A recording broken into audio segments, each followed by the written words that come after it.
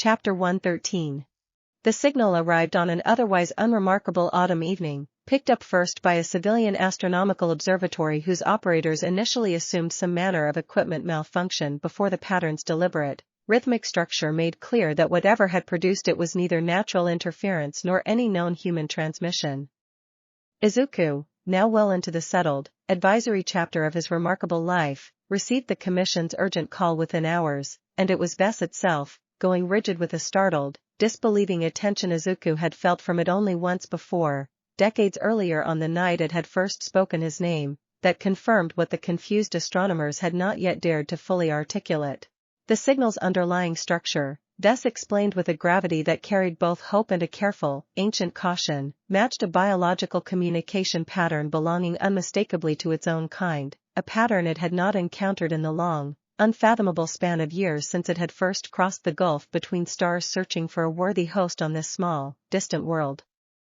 It told Izuku, its voice carrying an emotion considerably more complicated than the steady, patient warmth he had grown accustomed to across their whole remarkable partnership, that such a signal could mean many things: a scattered kin fragment finally awakening somewhere else on the planet, a search party sent long ago finally arriving, or, it admitted with genuine, careful uncertainty, something considerably less welcome than it had hoped, across all their years together, never to need to explain to him at all. Hana, now a fully established senior hero in her own right with a career built on the same disciplined, protective foundation her father had once modeled for her, was among the first the Commission summoned once the signal's true nature became clear. Her own decades of field experience and her unique, lifelong proximity to Bess's presence within the family making her, alongside her father, the two people on the entire planet best positioned to understand whatever this unprecedented development ultimately meant. The two of them stood together at the Commission's headquarters that evening, reviewing the signal's careful translation with a mixture of cautious hope and genuine apprehension, and Izuku found himself, watching his daughter's own steady, thoughtful engagement with a mystery considerably larger than anything either of their careers had previously demanded, struck by the strange, full-circle realization that the story which had begun with a falling light finding a lonely, quirkless boy might now, after all these remarkable years, be preparing to open an entirely new chapter neither of them could have fully anticipated. Chapter 114. The signal's translation, painstakingly assembled over the following days through a combination of Bess's own direct knowledge and the considerable analytical resources the Commission's international framework had built specifically for exactly this kind of unprecedented contingency, revealed a message considerably more direct and considerably more emotionally weighted than anyone outside Izuku's own household had initially anticipated: a search vessel, dispatched from Bess's distant home civilization generations earlier to track the scattered remnants of the original vessel that had once delivered fragments across this world and several others, had finally, after an unimaginably long journey, arrived to check on whatever had become of them.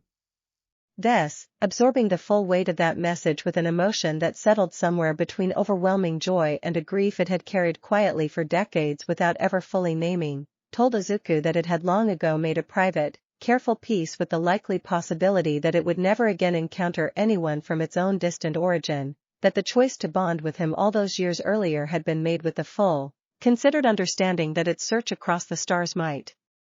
well end in permanent, solitary partnership with a single world rather than any eventual reunion with its own kind. The prospect of that reunion now, however welcome, carried its own considerable uncertainty, and it was Hana, listening to her father relay Bess's careful explanation with the same thoughtful attentiveness that had defined her whole remarkable career, who asked the question that had been quietly, nervously sitting beneath the whole household's cautious excitement: whether this search vessel's arrival might mean Bess would eventually choose to leave, to rejoin whatever remained of its own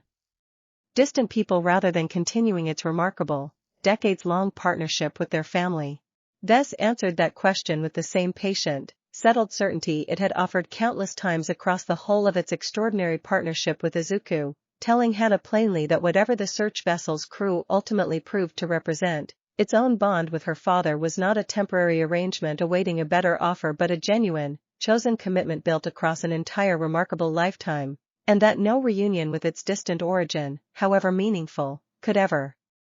diminish or replace the family and the legacy it had spent decades helping to build on this world. Chapter 115.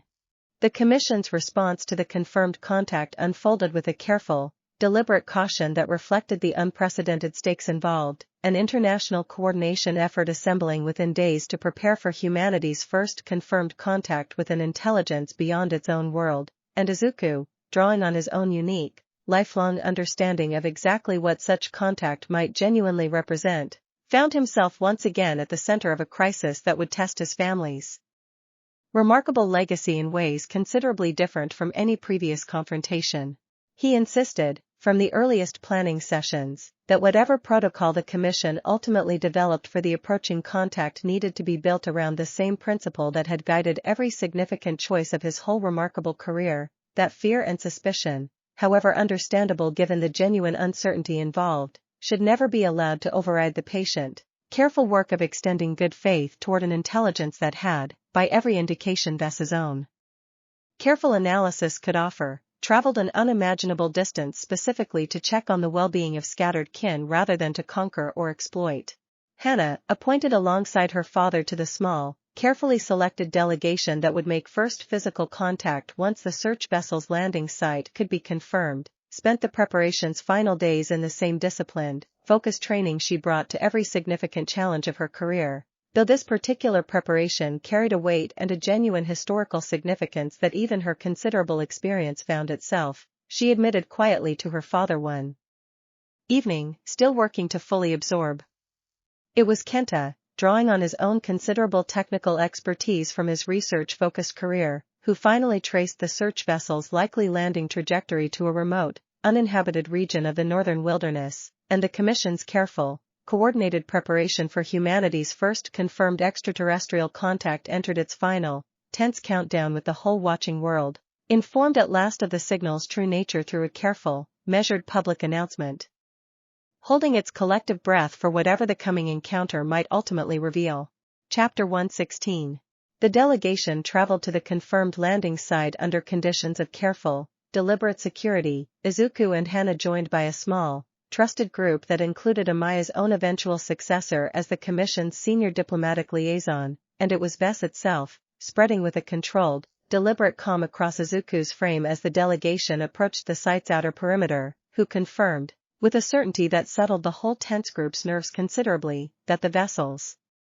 approaching signature carried no trace of the hostile, aggressive intent that had once defined Genesis's weaponized fragment years earlier. The vessel itself, when it finally came into view resting quietly amid the wilderness's undisturbed terrain, bore little resemblance to the crude, meteor-like impact that had once delivered Vess to that ordinary riverside park decades earlier, its considerably more refined, deliberate design speaking to a civilization whose technology had continued advancing across the long centuries since Vess's own original, more improvised departure from its distant home. A figure emerged from the vessel's opening hatch as the delegation drew close, humanoid in general shape but carrying an unmistakable, otherworldly quality in its fluid, shifting movement that made clear, even before Vess's own excited, careful confirmation arrived, that this visitor shared some fundamental kinship with the ancient, patient intelligence that had shaped nearly the whole of Izuku's own remarkable life. The visitor spoke first in a language none of the human delegation could understand, but Vess, translating with a voice that carried an emotion Izuku had rarely heard from it across their whole extraordinary partnership, told him that the visitor, who identified itself through a designation that translated roughly to warden, had introduced itself formally as an emissary sent specifically to locate any surviving fragments of the original scattered vessel, and had expressed, in the same breath, a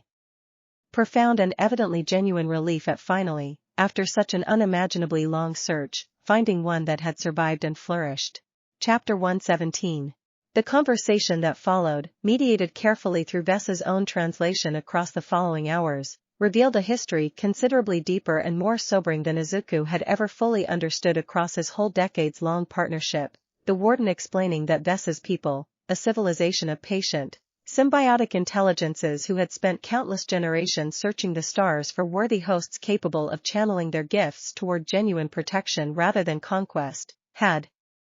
once numbered considerably more scattered vessels than the single fragment that had eventually found its way to Izuku, most of the others lost across the centuries to worlds whose inhabitants had proven, tragically, unworthy of the trust such a bond required. Vess itself, The warden confirmed with an emotion that Izuku felt echoed through their own shared bond even without needing translation, had been presumed lost for so long that its own civilization had largely abandoned hope of ever locating this particular fragment, making its survival, and more than that, its evident and considerable success in finding and nurturing exactly the kind of worthy, protective partnership its whole civilization had always hoped for, a discovery the warden described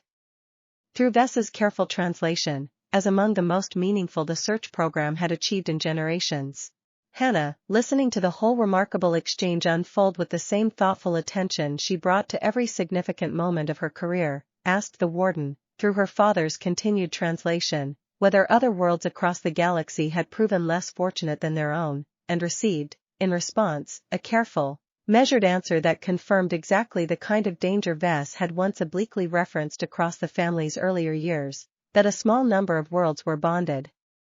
Fragments had fallen into the hands of those seeking conquest rather than protection had, tragically, been forced to weather considerably darker outcomes than their own remarkable, hard-won peace had ultimately produced. The warden, concluding that particular somber account, offered a warning that settled a fresh, careful weight over the whole delegation's cautious optimism, explaining that its own vessel's approach, however carefully shielded, had not gone entirely unnoticed across the vast distances of space, and that a considerably older, considerably more dangerous threat, one that Vessa's own civilization had spent countless generations working to evade and contain, a predatory, parasitic intelligence that hunted precisely the kind of symbiotic bonds Vess itself represented, might well have detected the search vessel's transmission and could, given enough time, eventually follow its trail toward this world as well. Chapter 118. The revelation of this new, considerably more ancient danger sent the Commission's careful diplomatic protocols shifting rapidly toward a more urgent, defensive posture, Izuku finding himself, in the weeks that followed, coordinating a planetary defense preparation effort considerably larger in scope than anything even the Genesis crisis had previously demanded, the warden's own considerable technical knowledge proving invaluable as the Commission's scientists worked, with Vessa's careful guidance, to understand exactly what kind of threat this hunting intelligence might ultimately represent. The warden explained, across those preparation weeks, that the predatory entity, which Vessa's own people referred to through a term that translated roughly to the devourer, was not a single unified consciousness but a vast, distributed parasitic intelligence that spread across whatever world it successfully infiltrated, consuming and corrupting symbiotic bonds rather than forming genuine, consensual partnerships. A horror that had, across countless generations of Vessa's civilization's history, claimed considerably more worlds than any other single threat their long, patient search across the stars had ever encountered. Hannah, absorbing the full weight of that explanation with the same disciplined, focused determination that had defined her whole remarkable career, found herself, in the preparation's demanding weeks, drawing increasingly on the considerable protective wisdom her father had spent her entire life patiently teaching her. Understanding with a clarity that settled deep and certain in her chest that whatever confrontation this ancient threat ultimately demanded, her own generation would need to be prepared to carry forward exactly the same kind of coordinated, principled resistance that had once defined her father's own most significant battles. Izuku, watching his daughter step into an increasingly central role within the mounting defensive preparations, found himself experiencing a complicated mixture of fierce parental pride and the same helpless, protective worry that had once defined All Might's own careful watchfulness over his own younger self's remarkable growth, a full-circle recognition that struck him, in his more reflective evening moments, as perhaps the truest and most enduring measure of exactly how completely the whole protective legacy he had spent his life building had genuinely, meaningfully taken root in the next generation. Chapter 119. The Devourer's arrival, when it finally came some months later, announced itself not through any single dramatic strike but through a slow, insidious corruption that began manifesting in isolated pockets across several continents simultaneously, small groups of enhanced individuals exhibiting sudden, unexplained shifts in behavior and capability that the Commission's careful monitoring, established specifically in response to the warden's warning, identified within hours as bearing the unmistakable signature of exactly the parasitic infiltration their preparation had been racing against. Izuku and Hannah, working alongside the Warden's own considerable expertise and a hastily assembled international response team, moved to contain the earliest infiltration sites with a coordinated urgency that drew on every lesson both generations of their remarkable family had accumulated across decades of confronting threats considerably beyond ordinary human experience. The Warden's guidance proving crucial in identifying containment methods that could neutralize the corrupting influence, without risking the kind of reckless, destructive overreaction that might otherwise have caused considerably more harm than the infiltration itself. It was during the response effort's most demanding stretch, a coordinated containment operation across 3 simultaneous sites that stretched Izuku's own considerable but inevitably aging reserves toward genuine limits he had not tested in decades, that Hana stepped fully into the kind of decisive, independent leadership role her whole career had been quietly, steadily preparing her for, coordinating her own dedicated response team through the crisis's most dangerous containment site with a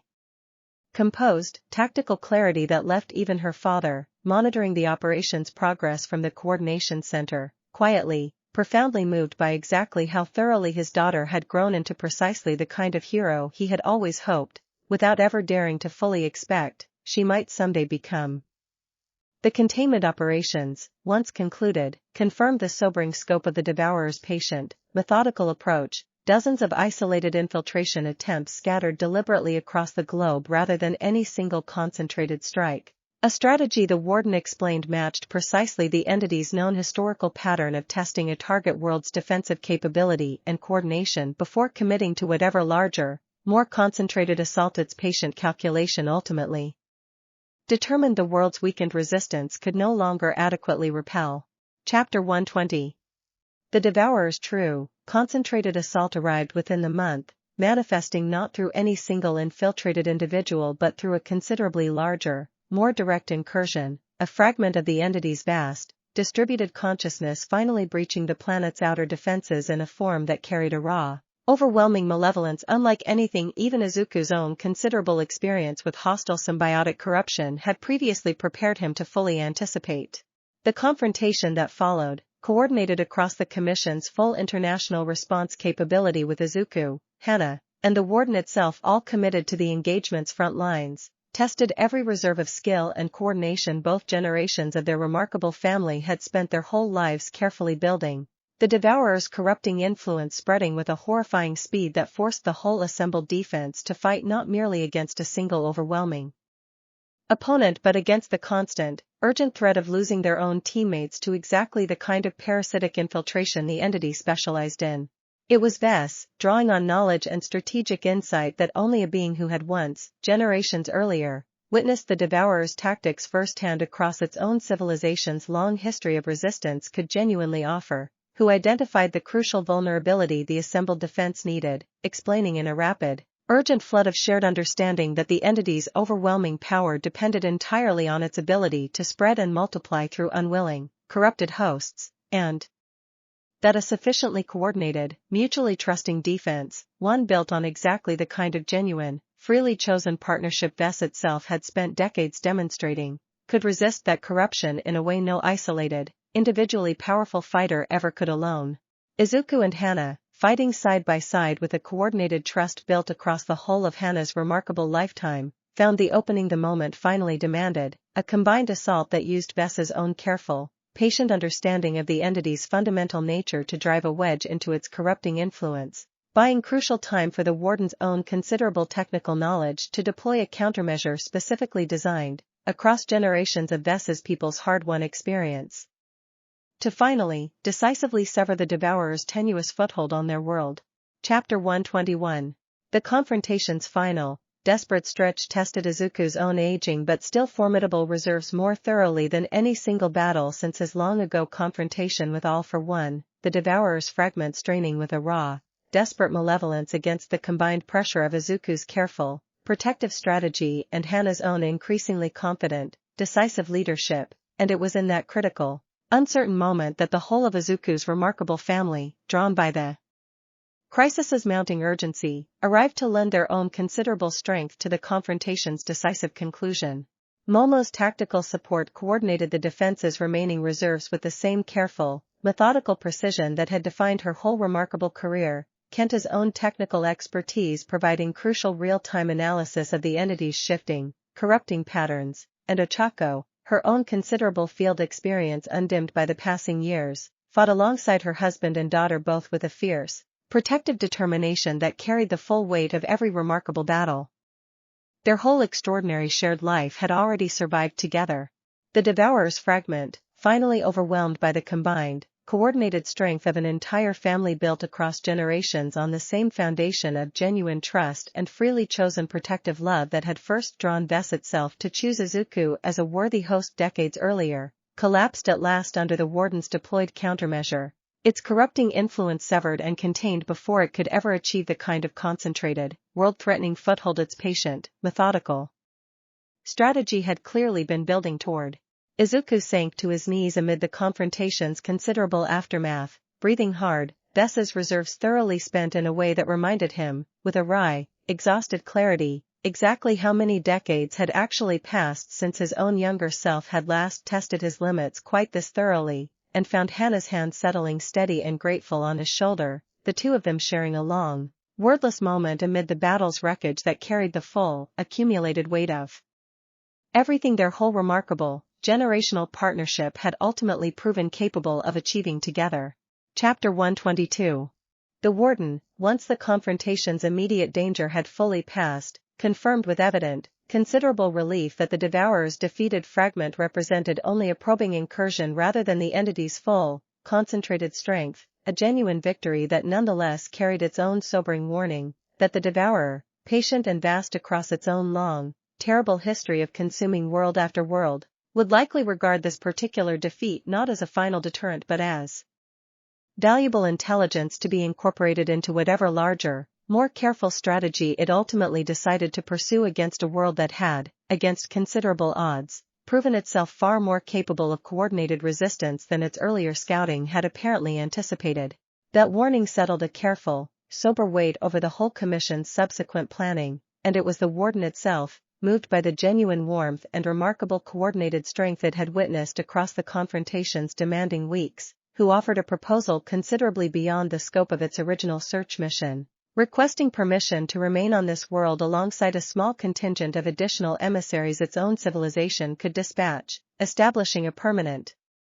cooperative alliance between humanity's own hard-won defensive expertise and the accumulated, generational wisdom of a civilization that had spent countless centuries learning to resist exactly this kind of ancient, patient threat. The Commission's international leadership, guided heavily by Izuku's own considerable counsel and the genuine trust the Warden had earned across the preceding crisis, accepted that proposal with a formal ceremony that marked, in the careful, historic language the assembled diplomats chose to describe it, the beginning of humanity's first genuine interstellar alliance. A partnership built not on conquest or exploitation but on exactly the same principle of freely chosen, mutual protection that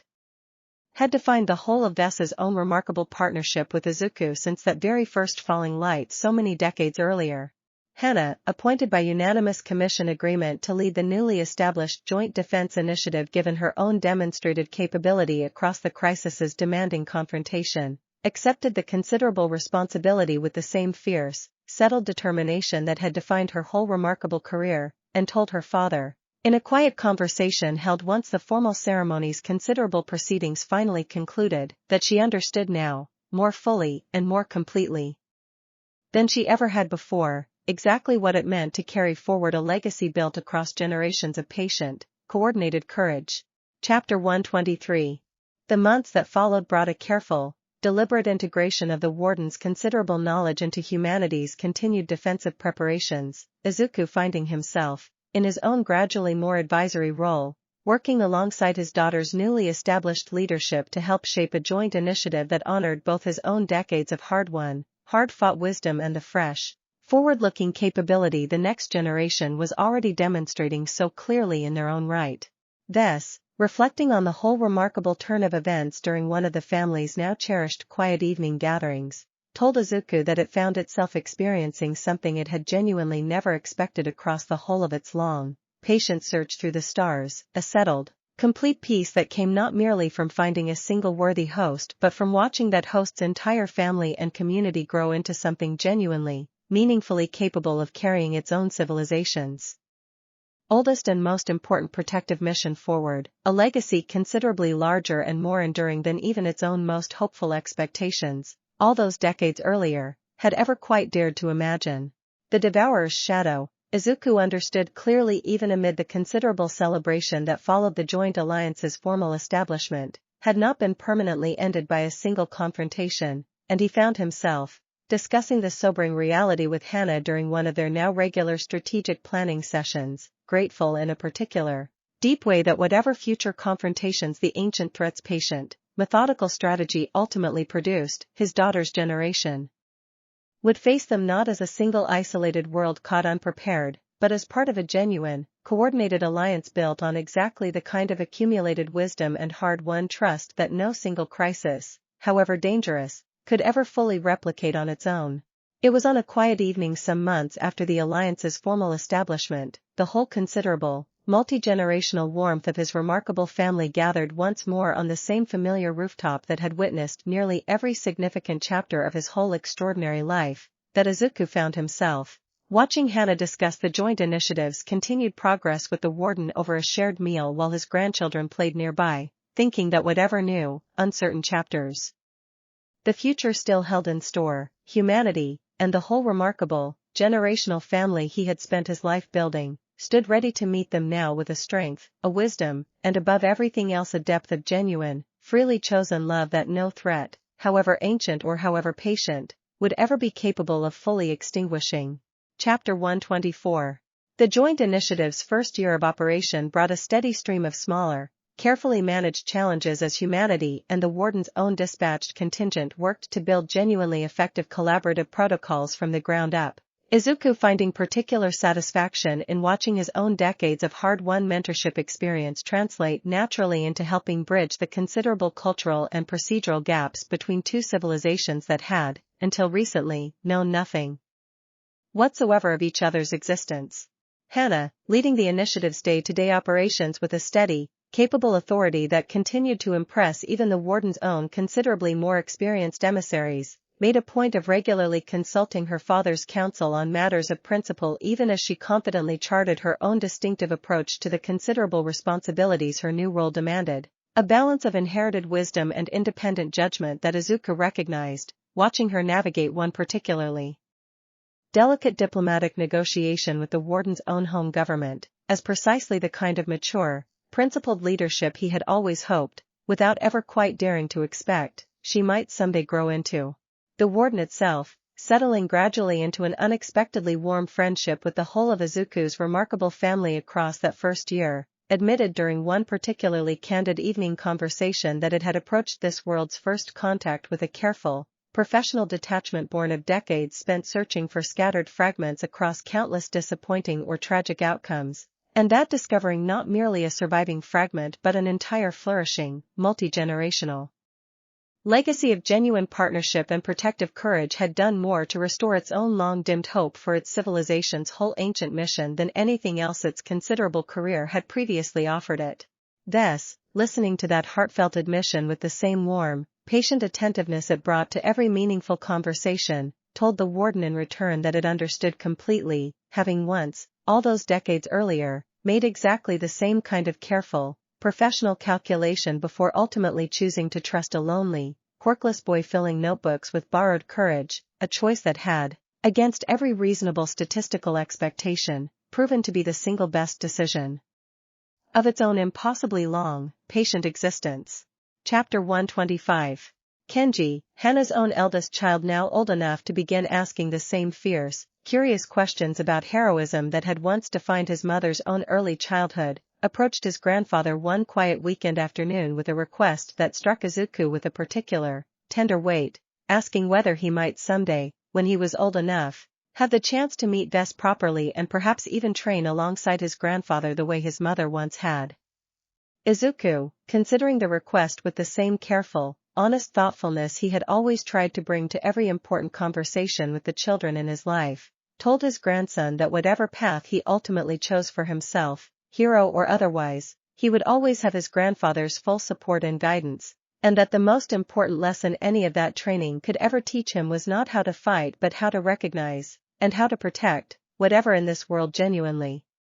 deserved protecting. This, speaking directly to the boy with the same warm, gentle patience it had once extended to Hana at exactly this same tender age, told Kenji that it looked forward, whenever he felt ready, to sharing with him everything it had learned across its whole remarkable, generational partnership with his family, not as any burden to be inherited but as a gift freely offered, to be accepted only if and when it genuinely, authentically called to him. The whole family gathered that evening in the same warm, familiar tradition that had carried them through so many remarkable years, and Izuku, watching his grandson's earnest, thoughtful face across the dinner table, found himself struck once more by the same full-circle wonder that had defined so much of his life's later years, the quiet, humbling realization that the protective legacy he had first begun building as a frightened, hopeful teenager continued now to unfold forward through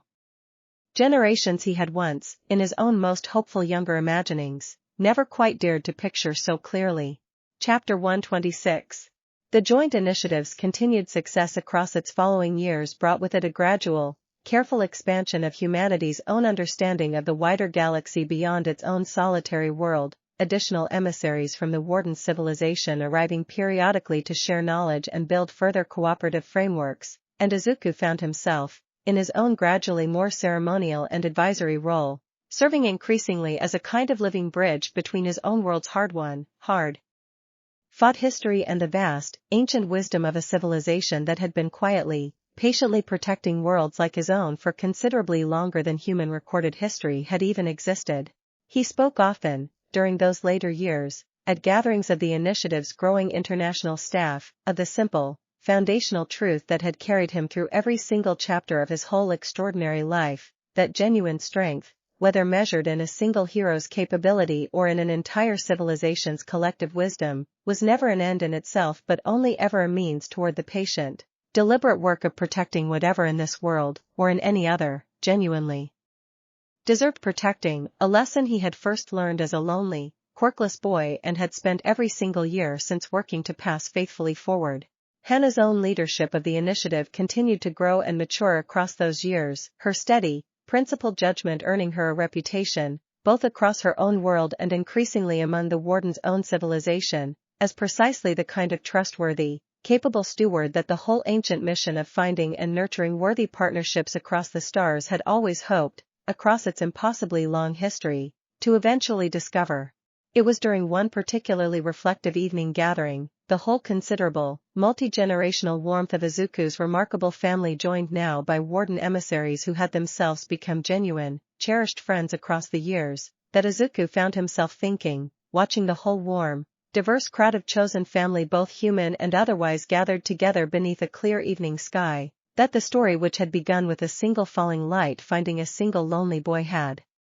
grown, across the whole remarkable span of his extraordinary life, into something considerably larger and considerably more enduring than he could ever have imagined on that first, transformative night so many decades earlier. Chapter 127. As the years continued their steady, gentle passage, Izuku found himself, in his own increasingly reflective later chapters, spending considerable quiet time simply observing the whole remarkable, generational legacy he had helped build finally, fully come into its own, the joint initiative he and Hana had established together growing into a permanent, trusted institution that would, he understood with settled confidence, continue its patient, protective work long after his own eventual passing.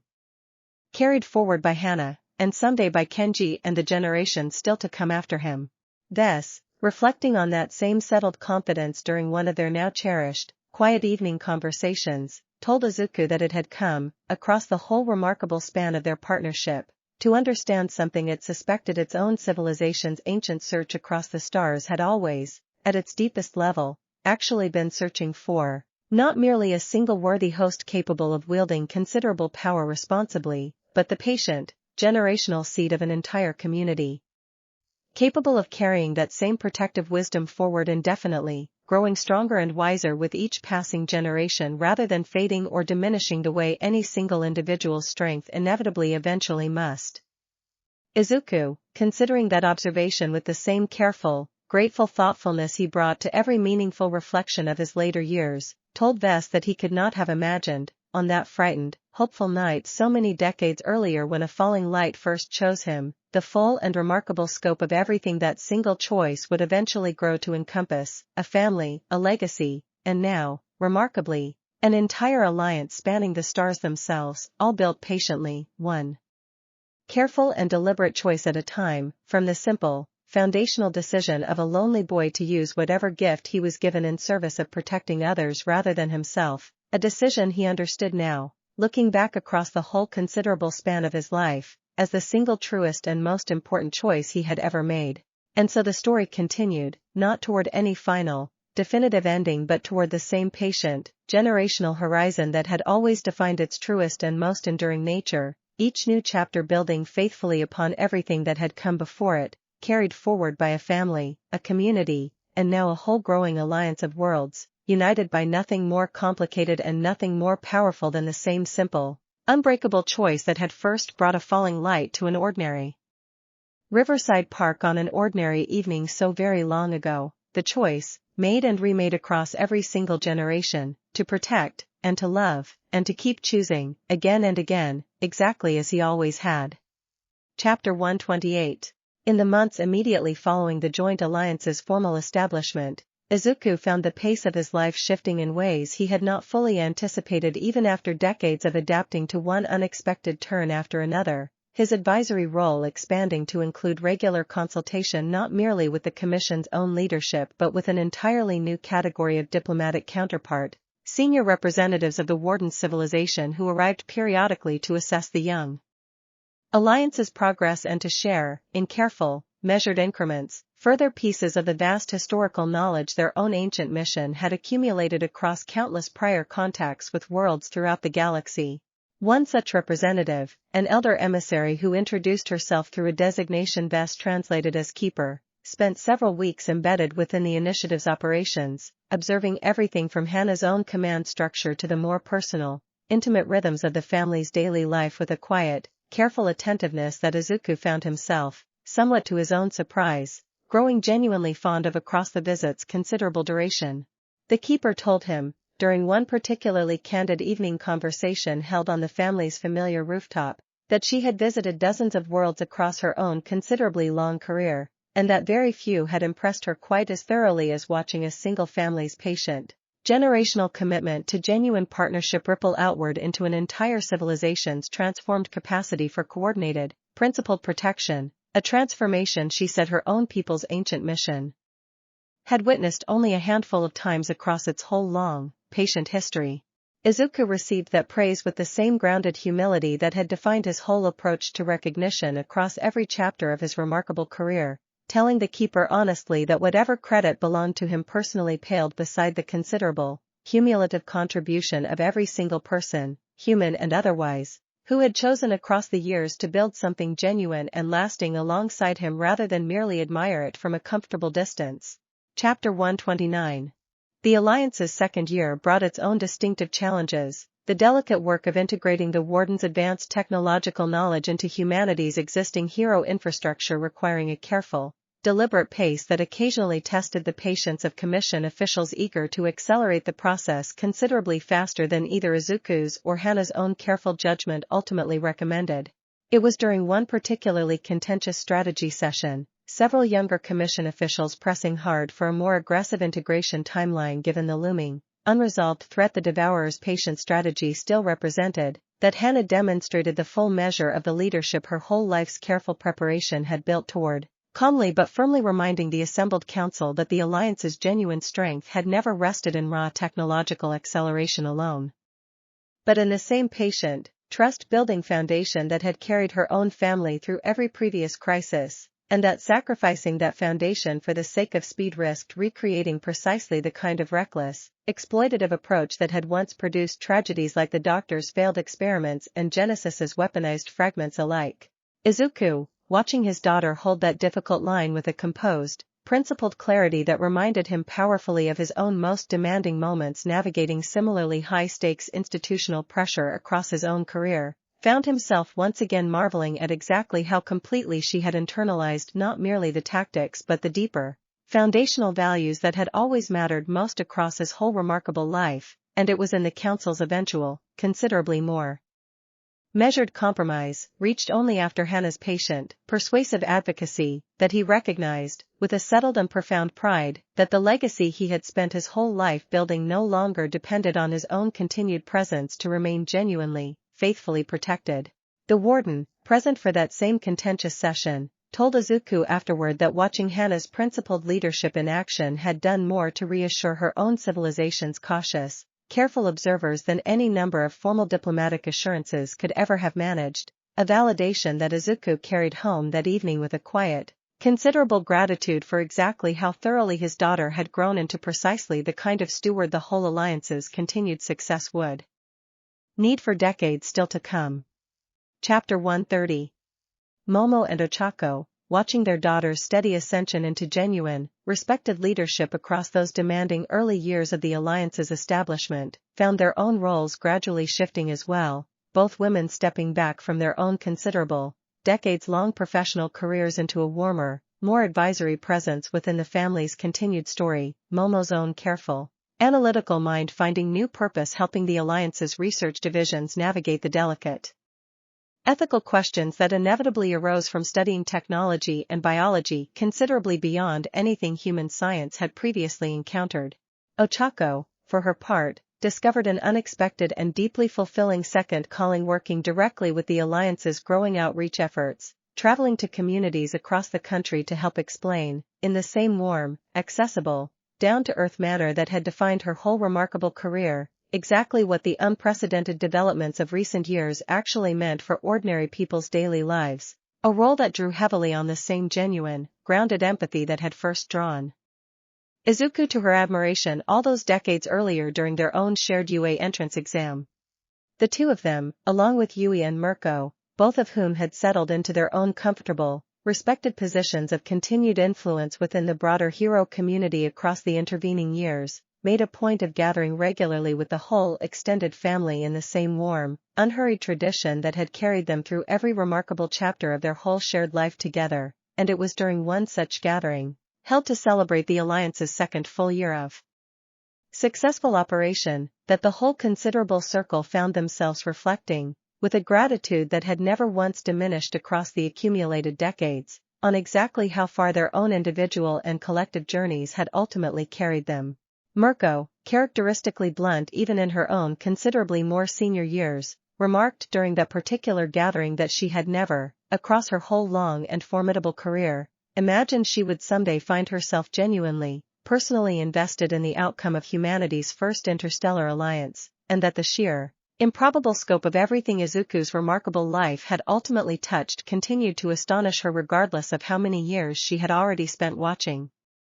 it unfold. Chapter 131.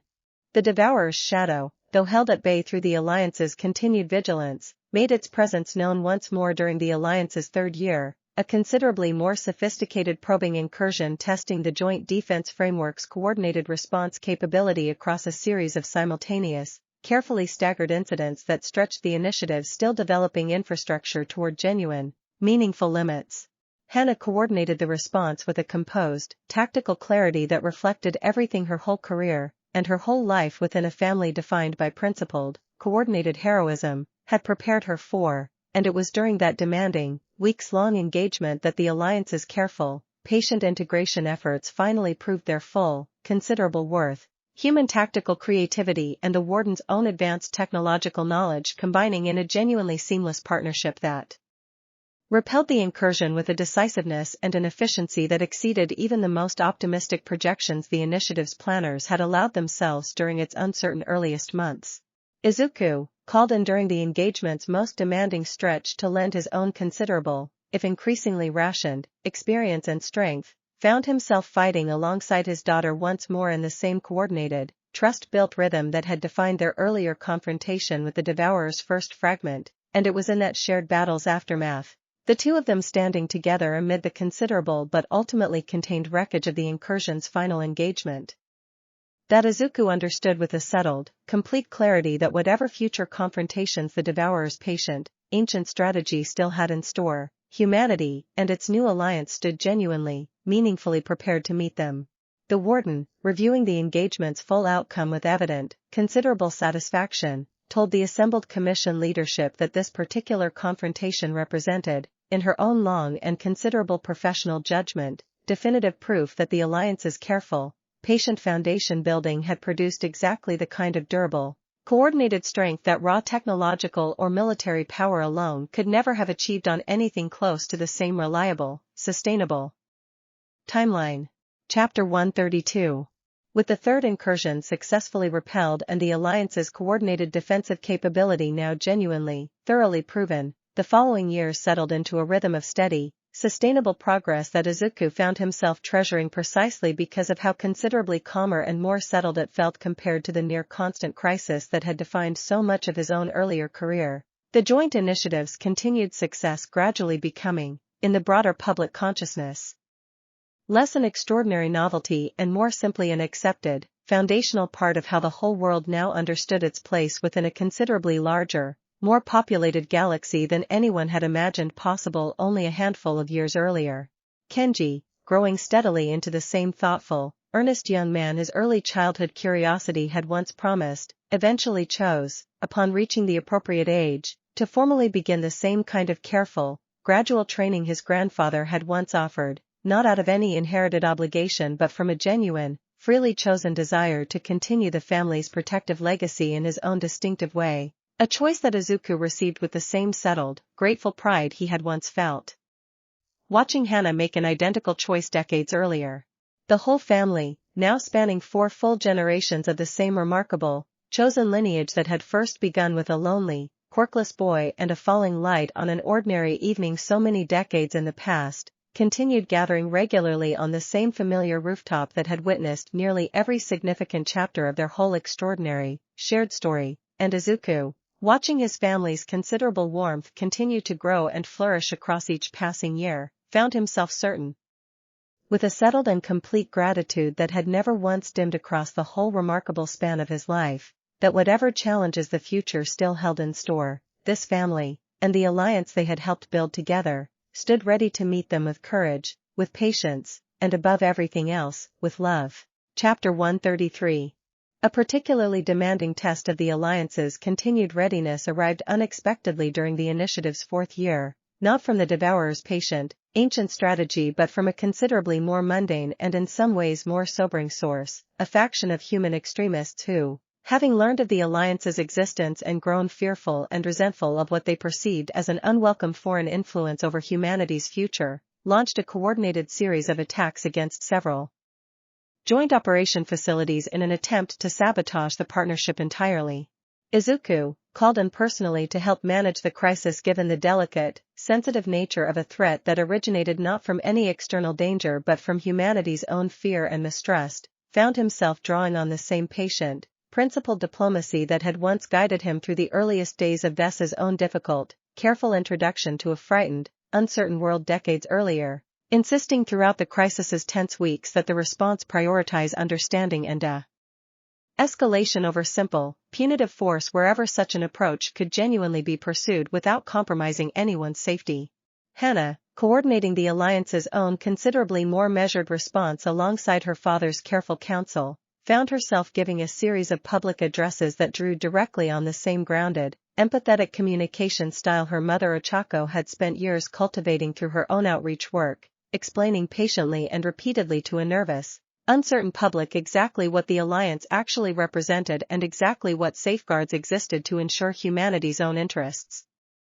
and autonomy remained fully, genuinely protected throughout the partnership's continued development. The crisis, resolved eventually through a careful combination of decisive but restrained security response and a considerably expanded public transparency initiative that Izuku himself helped design, left the Alliance's foundation somewhat shaken but ultimately, Izuku found himself reflecting once the dust had settled, considerably strengthened by the experience, having demonstrated to a watching world exactly the kind of patient, principled resilience that had defined the whole of his own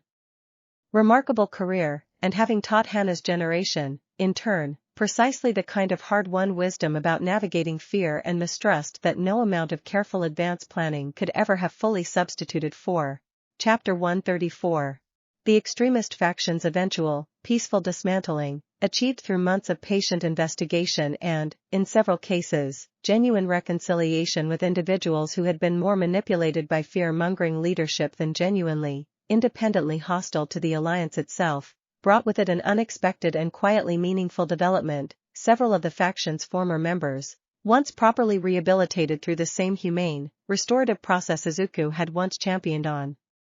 Apex's own behalf years earlier, eventually becoming some of the Alliance's most passionate and effective public advocates, their own hard-won journey from fear to understanding proving considerably more persuasive to still skeptical segments of the public than any official messaging campaign could have achieved alone. Izuku found particular satisfaction in that outcome, recognizing in it the same fundamental truth that had guided his entire approach to heroism since his very earliest days, that genuine, lasting change rarely came through force or punishment alone but through the patient, sometimes difficult work of extending trust and understanding even toward those who had, however wrongly, positioned themselves as adversaries, a philosophy he found himself, in his own increasingly reflective later years, articulating more explicitly and more often to the growing ranks of young heroes and Alliance staff who looked to his continued counsel for guidance. Thus, reflecting on the whole difficult but ultimately redemptive episode during one of their now cherished quiet evening conversations, told Izuku that watching him navigate this particular crisis with the same patient, principled compassion he had brought to every previous challenge of their whole remarkable partnership continued to affirm, even after so many decades together, exactly why it had chosen him all those years earlier, and that it suspected, with the same warm, settled certainty that had defined so much of their extraordinary partnership, that this particular quality, patient compassion extended even toward those who had not yet earned it, represented the single most important trait any worthy host across the whole of its civilization's long history could ever hope to possess. Chapter 135. As the Alliance settled into its fifth year of steady, sustainable operation, Izuku found himself increasingly drawn toward a role he had not fully anticipated during the crisis's earlier, more demanding years, that of a kind of living historian and storyteller, invited with growing frequency to speak not merely to young heroes in training but to schoolchildren, community groups, and international delegations eager to understand the full, remarkable arc of the journey that had carried humanity from an isolated, uncertain world into a genuine, functioning partner within a considerably larger galactic community. He approached those speaking engagements with the same careful, grounded honesty that had defined his whole life's public presence, never shying away from the genuine difficulty and genuine cost that had accompanied so many of the journey's most significant milestones, telling audience after audience that the remarkable peace and partnership the world now enjoyed had never been guaranteed or easy, but had been built, one deliberate and often difficult choice at a time, by people who had chosen, again and again across decades of genuine struggle, to extend courage and compassion even when fear would have been the considerably easier path. It was during one such gathering, held at his own old middle school in a small, unremarkable classroom not so different from the one where a young, quirkless Izuku had once received the news that had shaped so much of his own difficult, uncertain childhood, that a small, hesitant student, quirkless herself and clearly uncertain about her own place in a world still defined largely by inherited power, asked him directly whether someone like her could ever hope to make a genuine difference in a world that now extended, remarkably, all the way to the stars themselves. Izuku knelt down to meet the girl's question with the same careful, honest warmth he had always tried to bring to every important conversation of his whole remarkable life, telling her that the entire, extraordinary story of everything he had ever managed to build, a family, a legacy, and now an alliance spanning the stars, had begun with nothing more than a lonely, quirkless boy who filled notebooks with other people's courage and refused to stop believing, despite every reasonable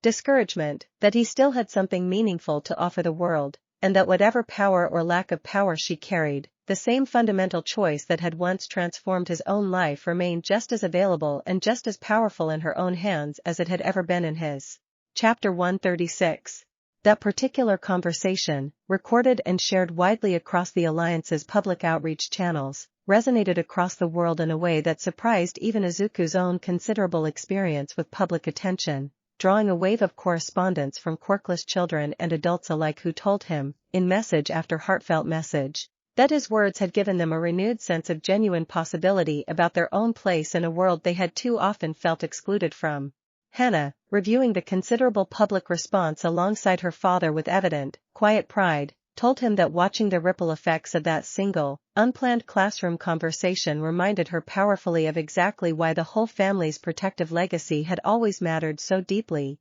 not merely for the dramatic crises it had helped resolve across the decades but for the quieter, more personal ways it continued to remind ordinary people, generation after generation, that genuine courage and genuine heroism had never actually required extraordinary power to begin with. Izuku, considering his daughter's reflection with the same grateful thoughtfulness he brought to every meaningful conversation of his later years, told her that this, precisely this, the quiet, patient work of helping other people recognize and believe in their own capacity for genuine courage, had always been, even before Vessa's own remarkable arrival all those decades earlier, the truest and most enduring purpose he had ever managed to find for his own remarkable, improbable life. Chapter 137. The alliances continued. Steady success across the following years brought with it a gradual, welcome shift in Izuku's own daily rhythm, his advisory responsibilities settling into a considerably lighter, more selective cadence that allowed him, for the first time in longer than he could easily recall, genuine unhurried time to simply enjoy the company of his considerable, multi-generational family without the constant undertow of looming crisis that had defined so much of his earlier decades. He spent those quieter years teaching Kenji patiently and gradually, exactly as his own mentors had once taught him, careful to let his grandson discover his own authentic relationship with both training and purpose rather than ever pushing him toward any particular predetermined path, and it was watching Kenji's own eventual, hard-won UA acceptance, celebrated with the same warm, joyful family gathering that had once marked both Hana's and Izuku's own respective journeys, that Izuku found himself experiencing a particular, settled contentment considerably different from the anxious pride of his earlier years, a peace born of watching a legacy he had spent his whole life carefully building finally, fully, and confidently carrying itself forward. The warden, present as always for the family's significant milestones, remarked during Kenji's own acceptance celebration that she had, across her own considerably long career observing countless worlds and countless families across the galaxy, rarely witnessed a legacy of genuine, principled courage propagate itself so thoroughly and so authentically across so many generations, an observation that Izuku received, surrounded by the whole considerable warmth of his remarkable family on that particular joyful evening, as perhaps the truest and most meaningful validation of everything his whole extraordinary life had ultimately been building toward, a validation he found himself, in the quiet moments that followed, turning over with the same settled, grateful wonder he had carried through every remarkable milestone of his whole improbable journey. And it was on another quiet evening, not so very different from countless evenings that had come before it across the whole remarkable span of his life, the same familiar rooftop beneath him and the same warm, gathered voices of his chosen family filling the air around him, that Izuku found himself, watching the stars emerge one by one across the darkening sky, thinking that somewhere out among that vast, glittering expanse, other worlds and other families were perhaps, even now, beginning their own remarkable journeys toward exactly the same patient, hard-won peace his own family had spent generations building here, and that whatever those distant journeys ultimately held in store, he felt, for the first time in longer than he could easily recall, entirely and completely at peace with the knowledge that the legacy he had built would carry that same simple, enduring hope forward long after he himself had finally, gently, taken his place among the stars. Chapter 138. There remained, even amid the alliance's considerable, hard-won stability, occasional reminders that the galaxy the world had so recently joined carried dangers and complexities considerably beyond anything a single lifetime, however remarkable, could ever fully anticipate or resolve, and it was during one such reminder, a routine diplomatic exchange with a newly encountered neighboring civilization that the warden's own people had cautiously begun establishing contact with, that Izuku found himself called upon once more to lend his own considerable, accumulated wisdom to a delicate situation that tested the alliance's continued diplomatic maturity. The neighboring civilization, cautious and understandably wary given their own historical experience with less benevolent contact attempts from other quarters of the galaxy, initially approached the fledgling human alliance with a guarded suspicion that threatened to stall any meaningful cooperation before it could properly begin, and it was Izuku's own patient, grounded approach to the negotiations, drawing on decades of hard-won experience building trust with wary, uncertain parties across his whole remarkable career, that ultimately helped bridge the considerable gap between two civilizations still learning how to extend genuine good faith toward strangers. Hannah, observing her father's careful diplomatic work throughout the negotiations' demanding weeks, remarked afterward that watching him navigate the delicate exchange reminded her powerfully of every lesson he had ever patiently taught her about the true nature of genuine strength, that it lay not in overwhelming force but in the considerably harder, more sustained work of building trust one honest, patient exchange at a time, a lesson she told him she intended to carry forward faithfully into whatever diplomatic challenges her own continued leadership of the alliance still had waiting in the years ahead. The successful resolution of that particular negotiation, formalized eventually into the alliance's first tentative partnership with a civilization beyond the Warden's own people, marked, in the careful, historic language the assembled diplomats chose to describe it, humanity's genuine emergence as a mature and trusted participant within a considerably larger galactic community, an achievement that Izuku, reflecting on it that evening from his familiar rooftop perch, understood represented the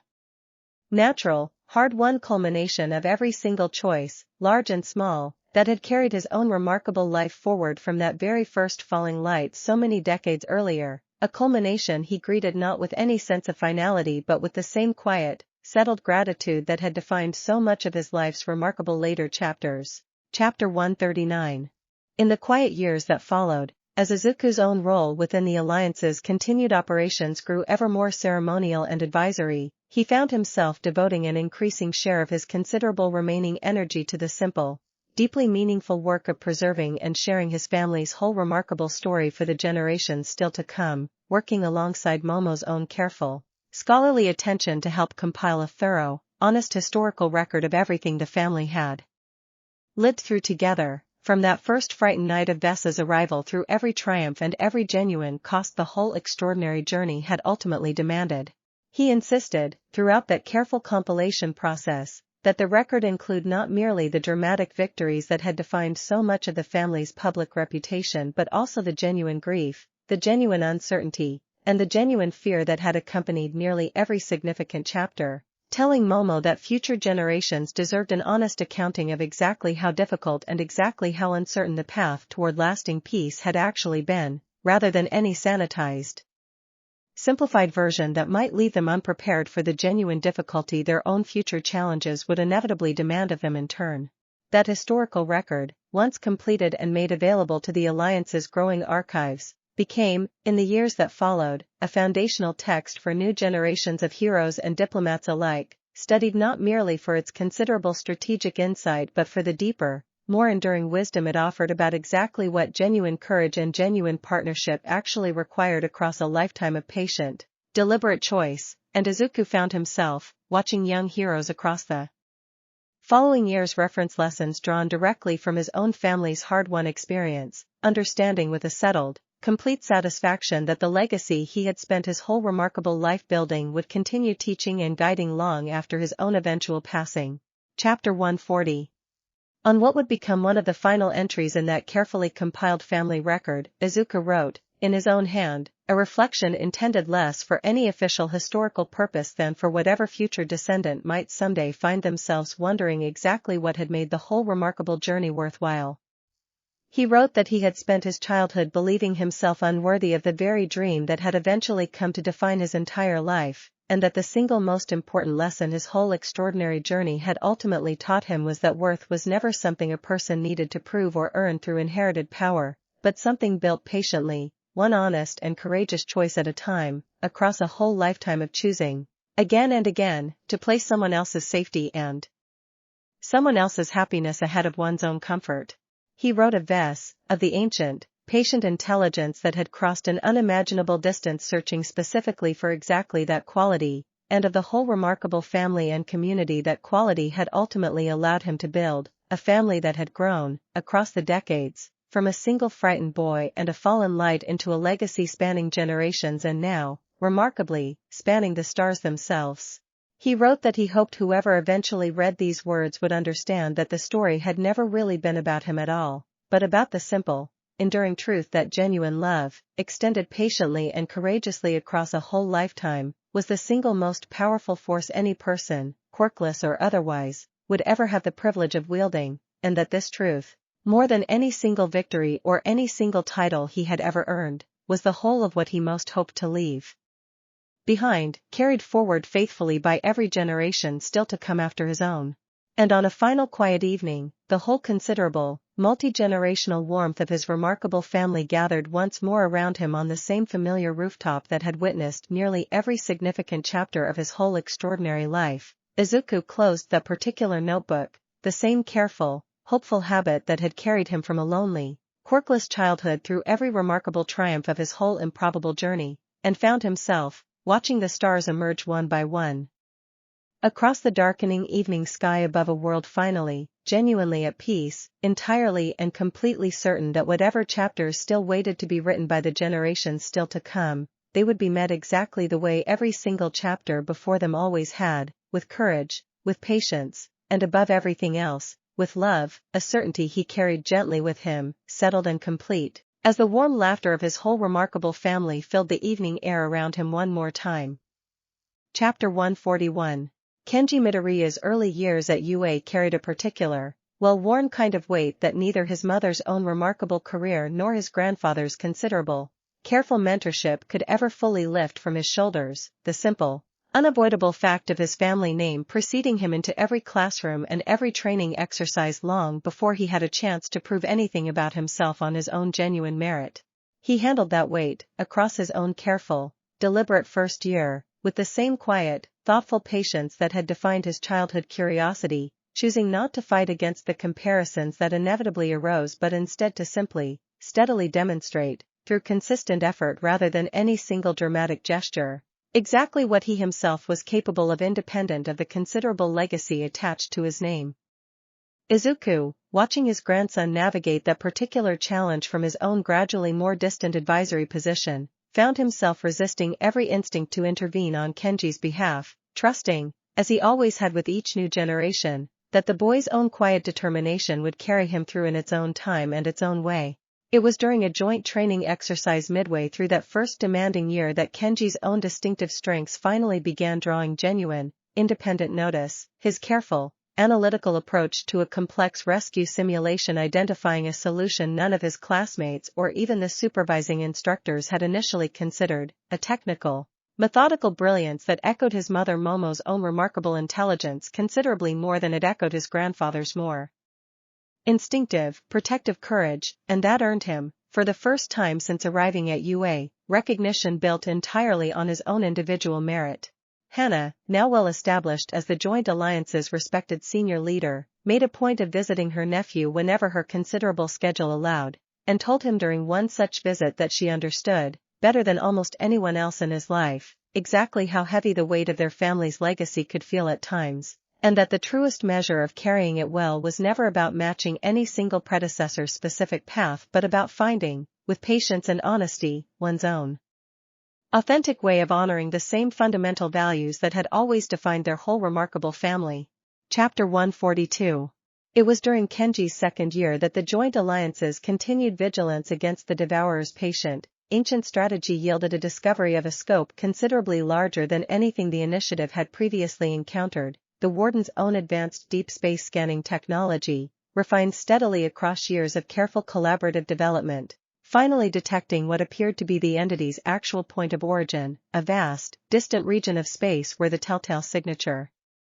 of the Devourer's corrupting influence registered at a density and a concentration that made clear this was not merely another scattered fragment but something considerably closer to the threat's true and terrible source. Izuku, briefed on the discovery alongside the Alliance's full senior leadership, felt the same familiar, sobering weight settle over him that had accompanied every previous confrontation with the Devourer's patient malevolence, and it was the Warden herself, presenting the full scope of the discovery's implications to the assembled council, who explained that her own civilization's long, careful history of resistance had never once succeeded in locating the entity's actual origin with this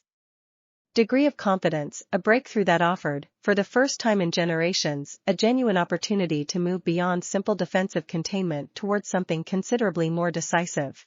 The council's subsequent debate, stretching across several tense and carefully considered sessions, weighed the significant risk of any offensive expedition against the sobering, well-documented reality that the Devourer's patient strategy of probing incursions would, left unaddressed, inevitably continue indefinitely, testing the Alliance's defenses again and again until some future combination of circumstances finally produced the catastrophic breach its whole terrible design had always been working patiently toward. Hannah, presenting her own carefully considered assessment to the assembled council, argued that the discovery represented an opportunity too significant to simply set aside, that a properly prepared, properly coordinated expedition to the entity's source offered a genuine chance to end the Devourer's ancient threat permanently rather than continuing to manage it defensively across however many further generations the alternative might otherwise demand, an argument that Izuku, listening from his own considerably more senior advisory position, found himself, after careful and sober reflection, ultimately and fully supporting. Chapter 143. The Council's eventual decision, reached after weeks of careful deliberation and considerable additional preparation, approved a joint expedition unlike anything either human or allied civilization had previously attempted. A combined fleet drawing on the Warden's own considerably advanced technology alongside the hard-won tactical wisdom Izuku's family and the whole alliance had accumulated across years of confronting the Devourer's patient malevolence, tasked with traveling to the entity's suspected origin point and, if the assembled intelligence proved accurate, ending its ancient, terrible threat permanently at its source. Hannah was appointed, by unanimous council agreement, to lead the expedition's command structure, a responsibility she accepted with the same fierce, settled determination that had defined every significant chapter of her remarkable career, and it was during the expedition's careful crew selection process that Kenji, now well into his own final year of UA training, approached his aunt with a formal, carefully prepared request to be included among the expedition's specialized technical support team. Izuku, informed of his grandson's request before the council's final decision, found himself confronting the same particular, complicated mixture of fierce pride and helpless protective fear that had once defined his own daughter's earlier, similarly momentous choices, and it was Momo, discussing the difficult question with him during a long, thoughtful evening conversation, who reminded him gently that the very same principled restraint that had once let Hannah forge her own remarkable path deserved to be extended, with the same full measure of trust and respect, to their grandson as well. Kenji's formal qualification review, conducted with careful thoroughness given both the mission's unprecedented stakes and his own family's considerable, well-known legacy, ultimately confirmed exactly what his own quiet, steady growth across his UA years had already suggested, that his technical expertise and his calm, methodical judgment under pressure genuinely qualified him for inclusion regardless of whose grandson he happened to be, and Izuku, watching the review's final confirmation arrive, found himself, after a long, private moment of careful reflection, offering his grandson the same full, unreserved support and blessing he had once received from his own mentors so many decades earlier. Chapter 144. The expedition's preparation months brought the whole widening, multi-generational family together in a rhythm of careful training and quiet, precious togetherness that Izuku found himself treasuring with a particular, deliberate attention shaped by the genuine, sobering uncertainty of exactly what the coming mission's outcome might ultimately hold. Hannah and Kenji both throwing themselves into the demanding preparation regimen with a shared, family-defining discipline that reminded Izuku, watching them train together across those months, powerfully of his own earliest years training alongside Bakugo under All Might's careful, patient guidance. The Warden, overseeing much of the expedition's technical preparation personally, remarked to Izuku during one particularly demanding training session that she had rarely, across her own considerably long career, witnessed a family capable of channeling both individual excellence and genuine, coordinated trust quite so thoroughly across multiple successive generations, an observation that Izuku received, watching his daughter and grandson coordinate through a complex simulated engagement with the same seamless, practiced ease that had once defined his own partnership with Vess, as perhaps the truest possible validation of everything his whole remarkable life had ultimately been building toward. Ochako and Momo, both finding their own considerable, valued roles within the expedition's broader preparation effort, Ochako helping coordinate the crew's psychological readiness given her own decades of hard-won field experience, Momo contributing her own considerable technical expertise to refining the expedition's specialized equipment, found themselves, across those demanding preparation months, drawing on every lesson their own remarkable shared life had ever taught them about balancing genuine fear for loved ones against the equally genuine respect required to let those loved ones make their own courageous, freely chosen commitments. It was during one of the preparation's final quiet evenings, the whole family gathered once more on the same familiar rooftop that had witnessed nearly every significant chapter of their extraordinary, shared story, that Izuku found himself, watching Kenji and Hana review the expedition's final technical parameters together with the same easy, coordinated warmth that had always defined the family's approach to genuine challenge, understanding with a settled, complete clarity that whatever the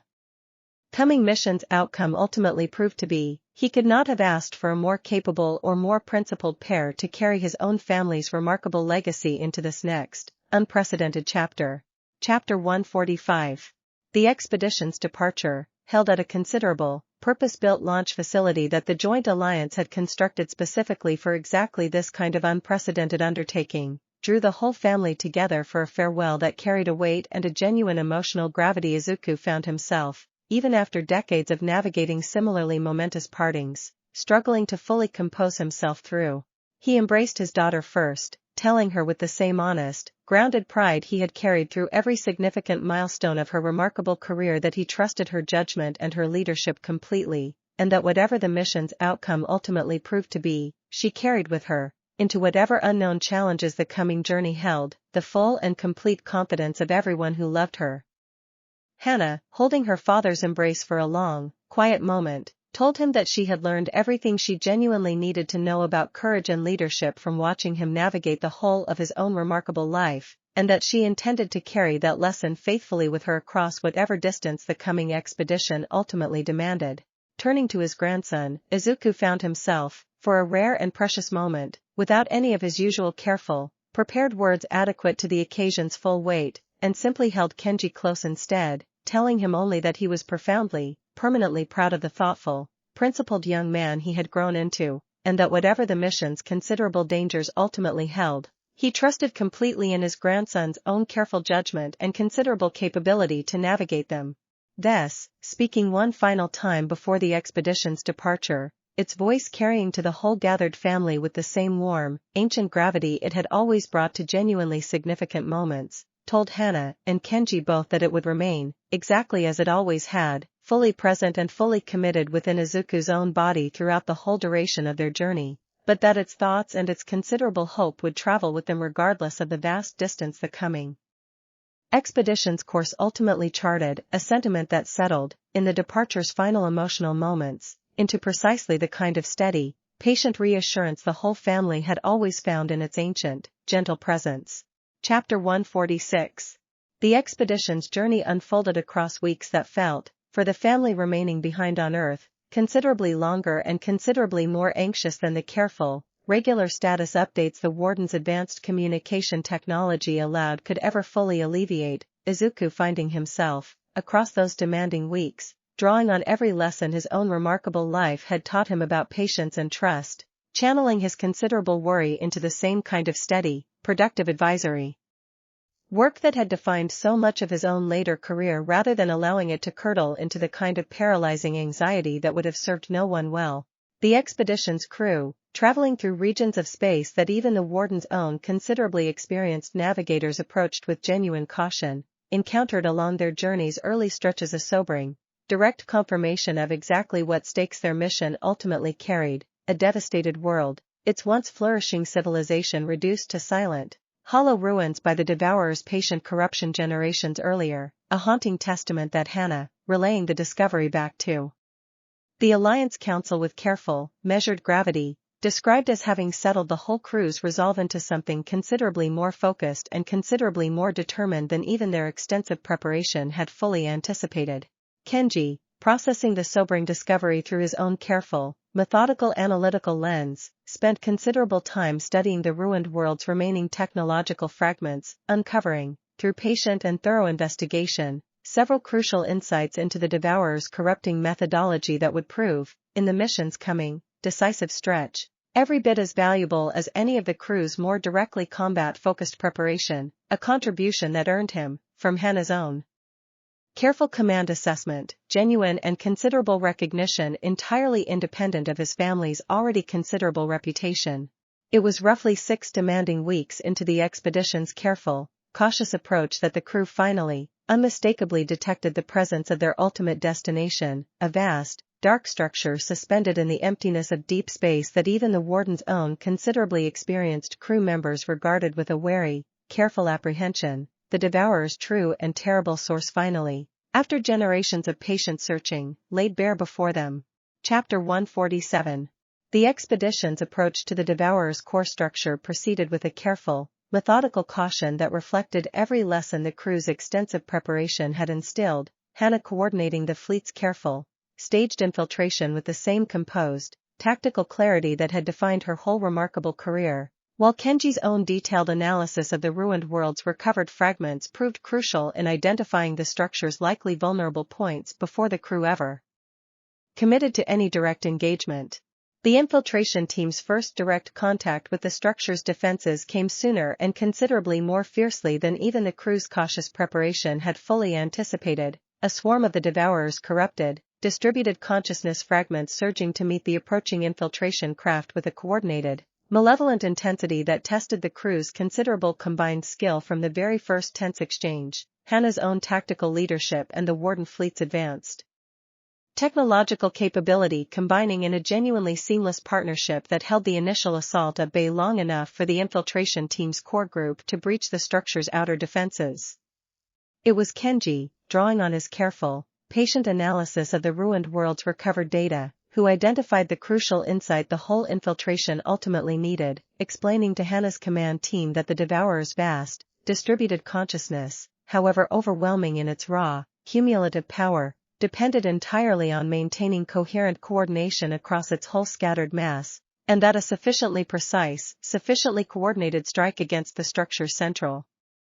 coordinating node could, in principle, sever that coherence considerably more decisively than any purely destructive assault against the entity's vastly distributed physical presence ever could. Hana, weighing her nephew's careful analysis against the mission's considerable remaining uncertainty, made the decisive call to commit the infiltration team's core assault directly toward that central coordinating node, a choice that would, in the demanding hours that followed, prove to be the single most important tactical decision of the entire unprecedented expedition. Chapter 148. The confrontation at the Devourer's central coordinating node tested every reserve of skill and courage the expedition's carefully assembled crew possessed, Hana leading the infiltration team's core assault through the structure's increasingly hostile, increasingly corrupted inner passages with the same disciplined, protective leadership that had defined every significant battle of her whole remarkable career, while Kenji's own careful technical guidance, relayed continuously from the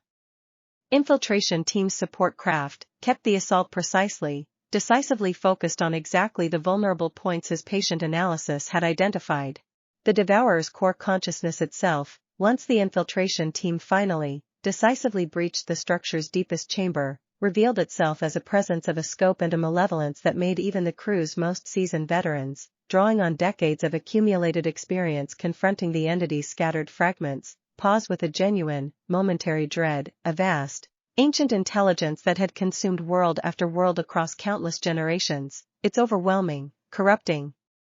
influence pressing against the infiltration team's carefully maintained coordination with a raw, relentless malevolence that tested every ounce of the trust and discipline the whole crew's extensive preparation had built. It was in that confrontation's most desperate, uncertain stretch, the Devourer's overwhelming influence threatening to finally overwhelm the infiltration team's careful coordination, that Hana, drawing on the same fundamental lesson her father had taught her across her whole remarkable life, that genuine strength rested not in any single fighter's individual power but in the depth and coordination of trust an entire team built together, rallied her crew through a combined, unified strike that channeled every member's individual strength into a single, coordinated assault against the entity's central coordinating presence. The Devourer's core consciousness, faced at last with a coordinated resistance considerably more disciplined and considerably more unified than anything its long, terrible history of consuming isolated, fragmented worlds had ever previously encountered, began, under the sustained pressure of that unified assault, to fracture and destabilize its vast, distributed coherence finally, decisively severed by exactly the kind of precise, coordinated strike Kenji's careful analysis had identified as the entity's single genuine vulnerability. Chapter 149. Before the expedition's departure, Izuku had insisted, against some initial resistance from the Alliance's more cautious planning officials, that the mission's crew selection process include not merely the most tactically formidable candidates available but also individuals whose steady, principled character had been genuinely tested across years of prior service. A standard he explained to the assembled council reflected the same fundamental lesson his own remarkable career had taught him. Again and again, that raw capability alone had never once been sufficient to carry any genuinely difficult mission through to a worthy conclusion. That insistence shaped the expedition's final crew roster considerably, several highly capable but relatively untested candidates set aside in favor of individuals whose demonstrated judgment under pressure Izuku and Hana both trusted completely, among them a steady, unassuming engineer named Sora whose quiet competence had first caught Kenji's attention during a joint technical review months earlier, and a veteran warden field officer whose own considerable experience confronting the Devourer's scattered fragments across multiple prior encounters made her an invaluable, grounding presence within the crew's otherwise largely untested human contingent. Sora, working closely alongside Kenji throughout the preparation months, developed a genuine friendship and eventually a considerably deeper mutual respect that Izuku, observing the two young engineers collaborate with an easy, practiced trust during one of the expedition's final preparation exercises, found himself recognizing with the same warm, familiar fondness that had once defined his own earliest observations of Momo's careful, thoughtful character all those decades earlier. The warden field officer, whose own considerable scars from prior encounters with the Devourer's corrupting influence had left her with a hard-won, clear-eyed understanding of exactly what the coming mission would likely demand, told Izuku during one of their final preparation briefings that she had rarely, across her own considerably long career, felt as genuinely confident heading into a confrontation with the ancient entity as she did watching this particular crew's careful, principled preparation unfold, a confidence that Izuku found himself, in the anxious weeks that followed the expedition's departure, returning to often as a source of genuine, steadying comfort. Chapter 150. The expedition's outward journey, beyond the sobering discovery of the ruined, silent world that had first confirmed the true scope of the Devourer's ancient devastation, brought the crew through a considerable stretch of previously uncharted space that tested the Warden fleet's own navigational expertise as thoroughly as it tested the human crew's adaptability to genuinely unfamiliar, alien conditions. And it was during that demanding stretch of travel that the crew's carefully built bonds of trust and friendship deepened considerably beyond what even their extensive preparation had fully anticipated. Hana, managing the crew's morale across the journey's most uncertain stretches with the same steady, principled leadership that had defined every chapter of her remarkable career, made a point of personally checking in with every single member of the expedition's considerable crew regardless of rank or role, a practice that Kenji, observing his aunt's careful, attentive leadership style throughout the journey, told her during one quiet evening conversation aboard the flagship reminded him powerfully of the same patient, personal attentiveness his grandfather had always modeled across his own remarkable career. Sora, working through the journey's technical challenges alongside Kenji with an increasingly easy, comfortable partnership, admitted during one particularly demanding diagnostic session that she had initially worried her own relatively modest background might leave her overshadowed by the mission's more celebrated participants, and told Kenji, with a warmth that had grown steadily across their weeks of close collaboration, that his own genuine, unpretentious respect for her considerable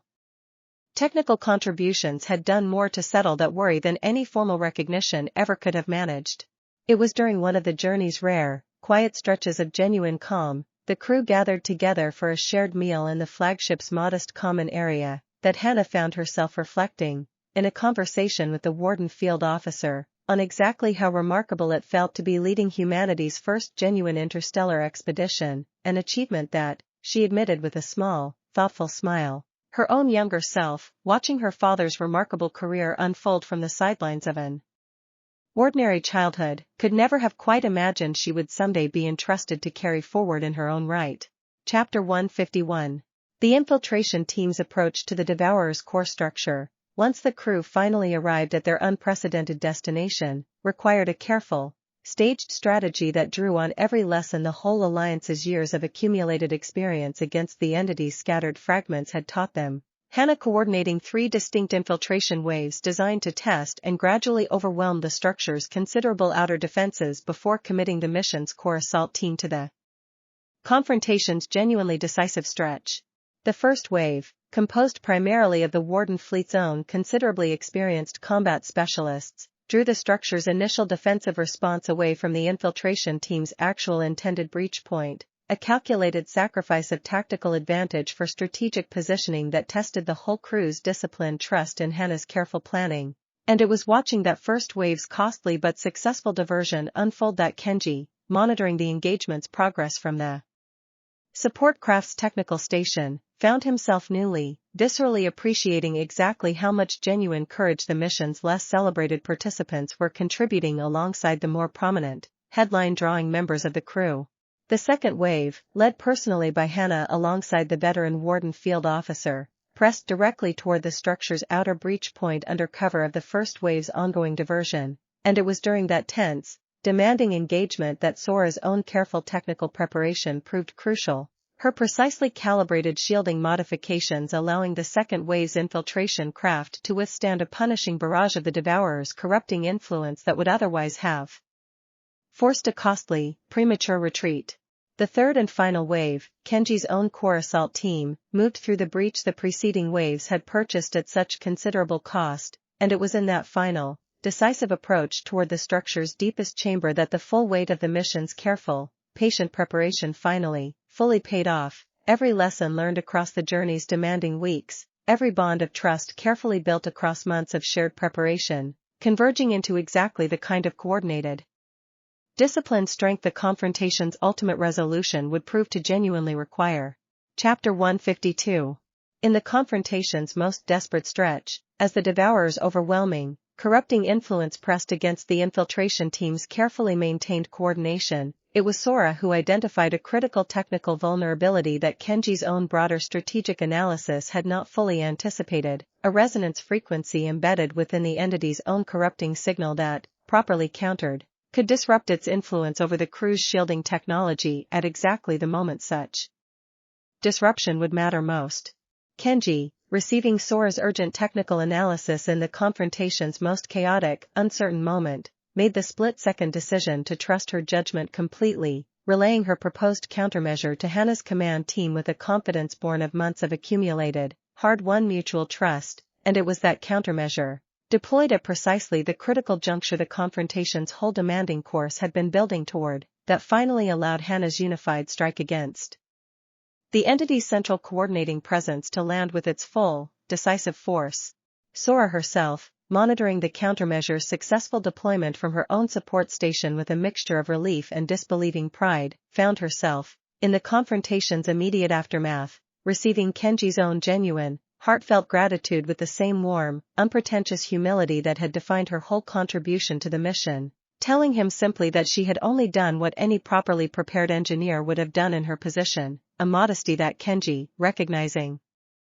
in it exactly the same quiet, understated character his own family had always valued most highly, found himself admiring more than almost anything else the whole demanding mission had shown him. Chapter 153. The Devourer's final collapse, when it finally, decisively came, unfolded not through any single dramatic death blow but through the same patient, coordinated pressure that had defined the whole crew's approach across the mission's entire demanding course, the entity's vast, ancient consciousness gradually, irreversibly fragmenting under the combined weight of Hana's disciplined tactical leadership, Kenji's precise technical guidance, and the whole crew's unified, trust-built resolve, until at last the terrible, patient malevolence that had haunted Vessa's own civilization across countless generations finally, permanently ceased. The infiltration team emerged from the structure's now silent, inert depths into a wave of profound, disbelieving relief that swept across the whole expedition's fleet the moment Hana's confirmation transmission finally reached them, a threat that had shadowed Vessa's own civilization for longer than human recorded history had even existed, finally, genuinely brought to its permanent end by a combined human and allied crew led by the daughter and grandson of the very host whose own remarkable Decades-long partnership had first proven that Vess's ancient, patient search for a worthy protector had never, across its whole impossibly long journey, been in vain. Izuku, receiving the confirmation transmission back on Earth alongside the whole gathered Alliance Council, felt Vess itself, beneath his ribs, overwhelmed by an emotion considerably deeper and more complicated than anything it had expressed across the whole of their remarkable partnership, a grief for the countless worlds the Devourer's patient malevolence had claimed across the centuries mixed inseparably with a profound, disbelieving relief that the ancient threat's terrible reign had finally, genuinely ended, and a pride, settled and complete, that its own chosen family had proven capable of achieving what generations of its own civilization's patient resistance had never quite managed on their own. The whole watching world, informed of the expedition's success through a careful, historic broadcast that drew the same overwhelming, grateful attention the Alliance's earlier milestones had generated, celebrated the news with a depth of relief and joy that reflected exactly how thoroughly the Devourer's distant, patient threat had come to occupy the collective consciousness of a species that had, only years earlier, still believed itself entirely alone in a vast and silent universe. Chapter 154. The expedition's return journey, considerably lighter in spirit than its cautious, uncertain outward voyage had been, carried the crew homeward across the same weeks of travel that had once felt so anxiously long to the family waiting behind, and it was Izuku himself, standing at the head of the considerable, joyful crowd gathered at the launch facility to welcome the returning heroes home, who found himself watching his daughter and grandson emerge from the returning vessel to a wave of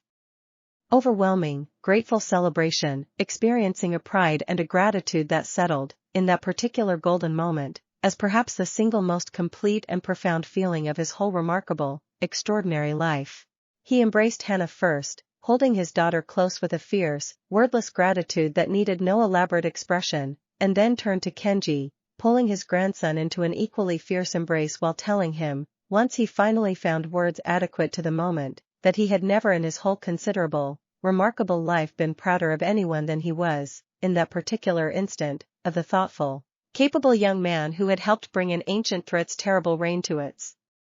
permanent, decisive end. The whole extended family, gathered together in a celebration that stretched long into the evening, filled the familiar warmth of their considerable, hard-won home with a joy that Izuku found himself, watching 4 full generations of his remarkable, chosen family celebrate together beneath a clear evening sky, understanding as the truest and most complete culmination of everything his whole extraordinary life had ever been building toward, a legacy that had grown, across the whole remarkable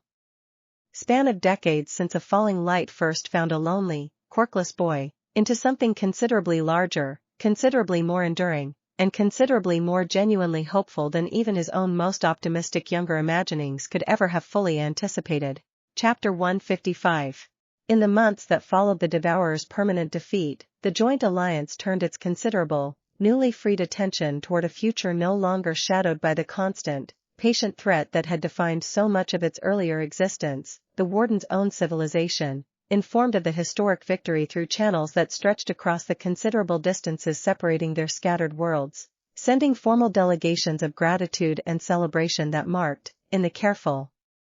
historic language the assembled diplomats chose to describe it, the true and lasting beginning of a partnership no longer defined primarily by shared danger but by shared hope. Hana, her own considerable reputation now extending well beyond even the Alliance's previous considerable regard, found herself, in the months following the expedition's triumphant return, increasingly focused on the patient, generational work of building the Alliance's continued future rather than its immediate defense, a shift she embraced with the same thoughtful, principled leadership that had defined every chapter of her remarkable career, telling her father during one quiet evening conversation that she found this new chapter's work, building rather than merely defending, considerably more fulfilling than she had ever quite expected to find any single stage of her career. Kenji, his own contribution to the historic victory earning him a respected place within the Alliance's technical leadership entirely independent of his family's considerable legacy, chose to continue his own education and research alongside his new responsibilities, driven by the same careful, methodical curiosity that had defined his whole remarkable young life, and it was during one particularly meaningful conversation held on the family's familiar rooftop that he told his grandfather he had come across the whole demanding arc of the expedition's journey, to understand more fully and more completely exactly what his grandfather had always tried to teach him, that genuine courage rarely announced itself through any single dramatic gesture but far more often through the patient, careful accumulation of 1,000 small, deliberate choices made correctly, one after another, in service of something larger than oneself. And so, on another quiet evening not so very different from countless evenings that had come before it across the whole remarkable span of his extraordinary life, Izuku found himself once more on the same familiar rooftop, the whole considerable, multi-generational warmth of his remarkable family gathered close around him, watching the stars emerge one by one across a sky no longer shadowed by any ancient, patient threat, and understood, with a settled, complete gratitude that had never once diminished across the whole remarkable arc of his life, that whatever chapters still waited to be written by the generations still to come, they would carry forward, exactly as every single generation before them always had, the same simple, enduring truth that had first brought a falling light to an ordinary riverside park so very long ago, that genuine strength was never measured by power alone, but by the patient, courageous, and endlessly renewed choice to protect. Chapter 156. In the weeks following the expedition's triumphant return, the Joint Alliance Council convened a formal gathering to properly honor every member of the historic crew, and it was during that considerable, emotional ceremony that Sora, standing alongside Kenji to receive the Alliance's highest civilian commendation for her crucial technical contribution, found herself, for the first time in her own relatively modest career, genuinely and publicly celebrated for exactly the kind of quiet, essential competence that had so often gone unnoticed across her earlier years of steady, unglamorous service. Kenji, watching Sora accept that hard-won recognition with the same unpretentious humility she had carried through every stage of the demanding mission, found himself, in a quiet moment following the ceremony's considerable formal proceedings, telling her plainly that he had come to genuinely value not merely her considerable technical brilliance but the whole of her steady, principled character. An admission that Sora received with a warmth and a quiet, considered happiness that marked, in its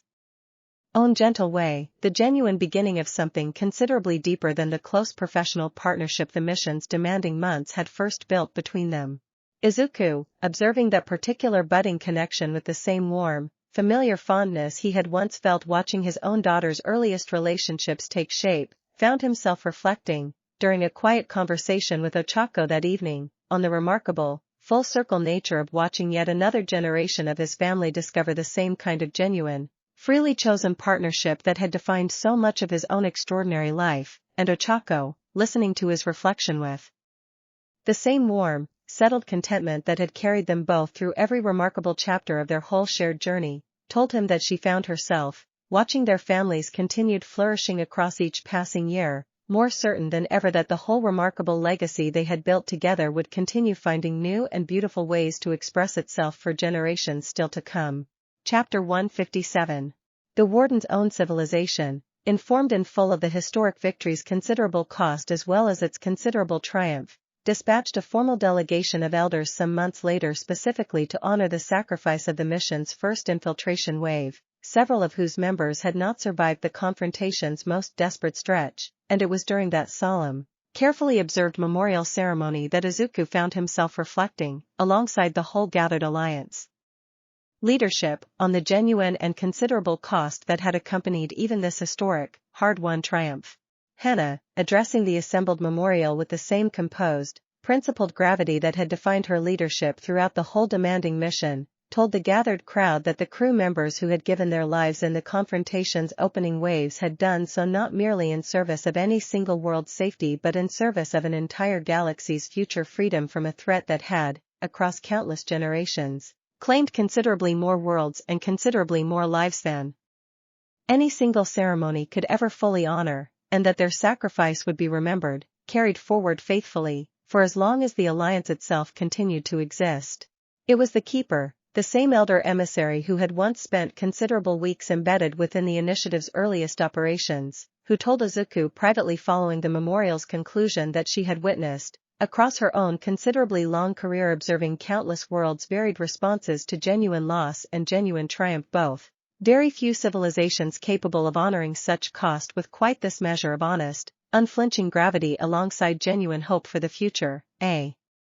Balance, she said, reflected, more clearly than any single military triumph ever could, exactly the kind of mature wisdom her own civilization's ancient search across the stars had always hoped, across its whole long history, to eventually discover in a worthy partner. Chapter 158. As the months following the Devourer's permanent defeat gradually settled into the Alliance's newly transformed, considerably more hopeful rhythm, Izuku found himself, in his own increasingly reflective later years, devoting considerable renewed attention to the patient work of ensuring the whole remarkable story, from that first falling light through the historic expedition's triumphant conclusion, remained faithfully preserved for whatever generation still lay ahead, expanding the careful historical record he and Momo had begun compiling years earlier to include the full, honest account of the expedition's considerable cost alongside its historic triumph. Kenji, contributing his own detailed technical account of the mission's decisive final confrontation to that expanding record, found himself, in the careful process of documenting his own experience, arriving at a deeper and more complete understanding of exactly what his grandfather had always tried to teach him about the true nature of genuine heroism, that the historic victory he had helped achieve belonged not to any single celebrated individual but to the whole patient, coordinated effort of everyone, prominent and unheralded alike, who had contributed their own genuine courage toward a cause considerably larger than themselves. Sora, her own steady, unpretentious character having earned her a permanent, respected place within both the Alliance's technical leadership and within the whole considerable warmth of Izuku's extended family, told him during one particularly meaningful family gathering that she had never, across her own relatively ordinary upbringing, imagined she might someday find herself woven so thoroughly into a legacy this remarkable, and Izuku, receiving that heartfelt admission with the same warm, welcoming grace he had always extended toward everyone who genuinely, freely chose to build something lasting alongside his family, told her simply that the truest measure of any family worth building had never rested in the fame or the power of its individual members, but in the depth and the genuine warmth of the welcome it extended toward anyone willing to love and be loved in return. Chapter 159. The Alliance's continued work, freed at last from the Devourer's ancient, patient shadow, turned increasingly across the following years toward the genuinely hopeful, forward-looking mission of expanding peaceful contact with whatever other civilizations the vast galaxy still held, a mission that Hana, continuing to lead the initiative with the same principled, steady wisdom that had carried her through every previous challenge, embraced with a genuine enthusiasm that Izuku found himself watching his daughter's continued flourishing leadership from his own gradually more distant advisory position, treasuring as one of the truest and most complete validations of everything his whole remarkable life had ultimately been building toward. Kenji, his own considerable technical contributions to the historic expedition having earned him a respected, permanent role within the Alliance's continued research and diplomatic efforts, found himself, alongside Sora, increasingly central to the patient, careful work of building genuine trust with each newly encountered civilization the Alliance's expanding reach continued to discover, a role that drew as much on the fundamental character and patience his whole family had modeled for him across his entire life as it did on his own considerable, independently earned technical expertise. And it was on one final quiet evening, the whole considerable, multi-generational warmth of his remarkable family gathered once more around him on the same familiar rooftop that had witnessed nearly every significant chapter of his whole extraordinary life, that Izuku found himself, watching the stars emerge one by one across a sky no longer shadowed by any ancient, patient threat, thinking that the story which had begun with a single falling light finding a single lonely, quirkless boy had grown, across the whole remarkable span of his extraordinary life, into something considerably larger and considerably more enduring than he could ever have imagined on that first, transformative night so many decades earlier, a legacy carried forward now not merely by his own remarkable family but by an entire galaxy's worth of worlds learning, together and for the very first time, exactly what genuine, freely chosen partnership could accomplish when patiently, courageously built one honest choice at a time. Chapter 160. A full year after the expedition's historic return, the Alliance marked the occasion with an International Day of Remembrance and celebration observed across every participating nation, schools and workplaces alike, pausing to honor both the sacrifice and the triumph the mission had ultimately represented, and Izuku found himself invited once more to address a new generation of hopeful young people, returning to the same familiar rhythm of honest, grounded storytelling that had defined so much of his later career's most meaningful work. He spoke, on that particular anniversary, not of the expedition's dramatic final confrontation but of the quieter, less celebrated choices that had made it possible: Sora's careful technical preparation, the first wave's costly diversion, Hana's patient willingness to trust her nephew's analysis over her own considerable combat instincts, reminding his audience that history's most significant triumphs were rarely built from any single dramatic moment but from countless smaller, less visible acts of courage and trust accumulated patiently over time. Hana, present for that particular address alongside her father, found herself moved by his careful insistence on honoring the mission's less celebrated contributors, and told him afterward that she had come to understand, watching him model that same principle across her entire life, exactly why the family's legacy had endured so genuinely and so completely across each successive generation, that it had never been built around any single hero's individual glory but around a patient, deliberate insistence on recognizing and honoring everyone whose courage, however quiet, had contributed to the whole. Kenji and Sora, attending the ceremony together as a now openly acknowledged couple, found their own quiet happiness reflected warmly in the whole gathered crowd's evident affection for them both, and it was during the ceremony's closing reception that Kenji told his grandfather, with the same thoughtful sincerity that had defined his whole young life, that he intended to propose to Sora before the year's end, a declaration Izuku received with a depth of joy that left him, for a rare and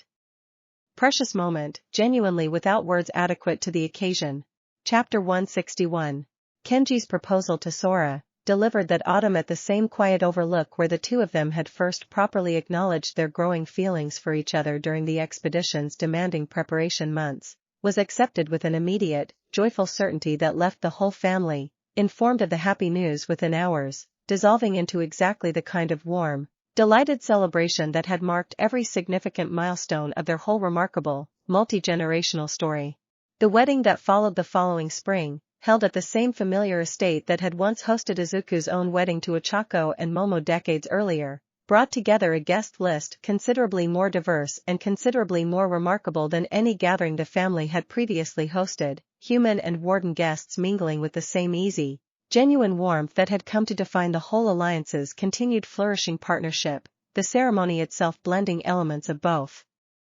culture's traditions in a manner that the keeper, present as an honored guest, described afterward as among the most moving expressions of genuine cross-cultural unity she had personally witnessed across her whole considerable career. Izuku, watching his grandson exchange vows with a partner whose own quiet, essential courage had proven instrumental to the whole galaxy's continued safety, found himself thinking, in the ceremony's warm, golden closing light, of the whole remarkable arc that had carried his family from a single falling light finding a lonely, quirkless boy to this, a wedding uniting not merely two individuals but, in its own small and meaningful way, two entire civilizations learning to build a genuinely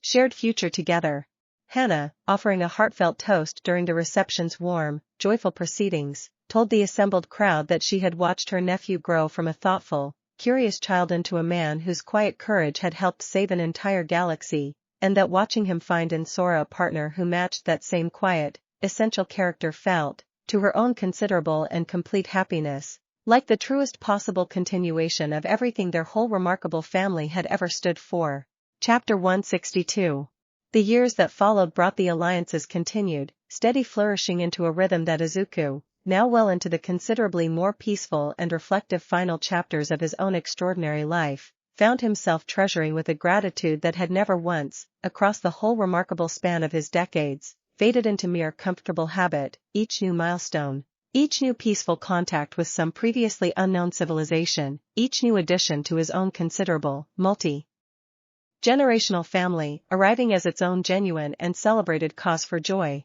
Kenji and Sora's own eventual daughter, born some 2 years after their joyful wedding and named Akari in honor of the same falling light that had first begun the whole family's extraordinary story so many decades earlier, brought with her arrival a particular, full-circle wonder that Izuku found himself, holding his great-granddaughter for the very first time with the same trembling, overwhelmed tenderness he remembered from holding Hana so many decades before, treasuring as perhaps the truest and most complete measure of everything his whole remarkable life had ultimately been building toward. Thus, meeting this newest addition to the family with the same warm, patient gentleness it had extended to every generation before her, told Izuku, in the quiet privacy of one particularly reflective evening, that it found itself, watching this remarkable family's legacy continue to flourish and multiply across generation after generation, more certain than ever that its own ancient civilization's long, patient search across the stars had finally, truly found exactly what it had always been searching for, not merely a single worthy host, but an entire, enduring lineage of genuine courage and genuine love that would continue carrying its civilization's oldest and most important mission forward for generations still to come, long after Izuku's own eventual passing, long after even Vessa's own considerable patience might someday finally run its course. Chapter 163. On a particularly clear evening some years later, the whole considerable, 5-generation warmth of his remarkable family gathered together on the same familiar rooftop that had witnessed nearly every significant chapter of his whole extraordinary life. Izuku found himself, watching young Akari chase her own small cousins across the rooftops familiar, well-worn boards while the adults gathered nearby traded warm, easy conversation beneath a sky finally, genuinely at peace, taking one final, careful moment to simply, deliberately appreciate the whole remarkable scope of everything his improbable life had ultimately built. He thought of the falling light that had first found him on an ordinary evening walk home from school, of the ancient, patient intelligence that had chosen him not for any inherited strength but for the simple, stubborn kindness of a boy who filled notebooks with other people's courage, of every single person, family member and stranger and eventual ally alike, whose own courage and whose own trust had woven themselves into the whole remarkable tapestry of his extraordinary life, and of the whole considerable, hopeful future now stretching out before his family and before the whole flourishing alliance they had helped build, a future no longer shadowed by any ancient, patient threat, but bright instead with the same simple, enduring promise that had defined the whole of his remarkable journey from its very first frightened, hopeful beginning. Thus, settling warm and profoundly, permanently content beneath his ribs as the gathered laughter of his whole remarkable, multi-generational family filled the evening air around him one final time, told him softly that it had crossed an unfathomable distance through the cold, empty dark between stars searching, all those decades earlier, for a host worth the whole long journey, and that watching the legacy of that choice continue to flourish and multiply across generation after generation. Family after family, world after world, represented, without any hesitation or reservation at all, the single truest and most complete fulfillment of everything its whole ancient, patient civilization had ever hoped, across its impossibly long history, to someday find waiting for it among the stars. And Izuku, listening to that quiet, heartfelt admission while the warmth of everyone he loved most gathered close around him beneath a sky finally, genuinely at peace, understood, with a clarity and a settled certainty that felt entirely, completely earned, that whatever chapters still waited to be written in the long, remarkable story of his family and his world, they would be met exactly the way every single chapter before them always had, with courage, with patience, and above everything else, with the same simple, enduring love that had carried a lonely, quirkless boy from an ordinary evening long ago all the way to this, a family, a legacy, and a galaxy, genuinely, deservedly at peace. Chapter 164. Momo and Ochako, both settling ever more fully into the warm, contented rhythm of their families' later, more peaceful chapters, found their own considerable energies increasingly devoted to the patient, quietly meaningful work of mentoring the Alliance's newest generation of diplomats and technical specialists, a role that drew directly on the whole considerable wisdom both women had accumulated across their own remarkable decades-long careers, and that brought them, in their own later years, a particular and deeply satisfying sense of continued purpose. Ochako, addressing a new cohort of Alliance outreach trainees during one particularly memorable session, told the assembled group that the single most important skill she had ever developed across her whole remarkable career was not any particular tactical or diplomatic technique but the simple, patient willingness to genuinely listen, to meet fear and uncertainty with honest understanding rather than dismissive reassurance, a lesson she said she had first learned decades earlier navigating her own frightened uncertainty as a young UA student and had spent every year since working to pass faithfully forward. Momo, for her part, found particular fulfillment mentoring the Alliance's youngest engineers and researchers, her own careful, methodical approach to complex ethical questions surrounding the continued integration of advanced warden technology proving invaluable in helping the next generation navigate exactly the kind of thoughtful, principled innovation that had defined her own remarkable career. And it was during one particularly meaningful mentoring session that a young researcher, working through a difficult ethical question regarding a newly discovered technology's potential applications, told Momo that her patient, careful guidance had taught her more about genuine scientific responsibility than any formal coursework ever had. The two women, reflecting together during one of their own quiet evening conversations on the whole considerable arc of their remarkable shared life, agreed that this particular chapter, teaching and mentoring rather than directly confronting danger, carried its own genuine and profound satisfaction, a fitting and meaningful culmination to lives that had always, at their deepest core, been fundamentally about helping other people discover and develop their own genuine capacity for courage and compassion. Chapter 165. Bakugo, his own remarkable career having settled across the years into a similarly respected senior mentorship role within the hero world's continued operations, remained one of Izuku's most constant and cherished friends across the whole considerable span of their later years, the two of them maintaining their long-standing tradition of regular sparring sessions well into ages when most of their contemporaries had long since set aside such physically demanding habits, a stubborn, mutual insistence that Bakugo, characteristically, attributed entirely to his own unwillingness to let Izuku claim any kind of victory by default. It was during one such session, held on a quiet afternoon not long after Kenji and Sora's wedding, that Bakugo told Izuku, with the same gruff, understated sincerity that had defined their whole enduring friendship since its rocky, complicated beginning so many decades earlier, that watching their two families grow and intertwine across the generations, his own children and grandchildren finding their own genuine friendships within Izuku's considerable extended circle, represented, in his own considerable and rarely voiced estimation, one of the most meaningful and unexpected gifts his whole remarkable life had ultimately provided him. Izuku, catching his breath after a particularly demanding exchange, told his old friend and rival that he could not have imagined, on that frightened, lonely first day of middle school so many decades earlier, that the boy who had once tormented him so thoroughly would someday become one of the most steady and cherished presences of his entire remarkable life, a transformation that Bakugo, considering the observation with uncharacteristic thoughtfulness, admitted represented perhaps the single proudest evolution of his own long and demanding career, prouder even than any individual professional accomplishment his considerable talent had ever earned him. Chapter 166. The Alliance's expanding reach across the following years brought with it a steady stream of new discoveries and new peaceful partnerships, each one adding its own distinctive thread to the whole considerable, flourishing tapestry of interstellar cooperation that Izuku's own remarkable family had first helped set in motion. And it was during a formal gathering marking the Alliance's 10th anniversary of the Devourer's permanent defeat that representatives from no fewer than 7 distinct civilizations gathered together in genuine, celebratory partnership, a scene that struck even the Warden's own considerably experienced diplomatic staff as a remarkable and historic testament to exactly how far the young alliance had grown in such a relatively short span of years.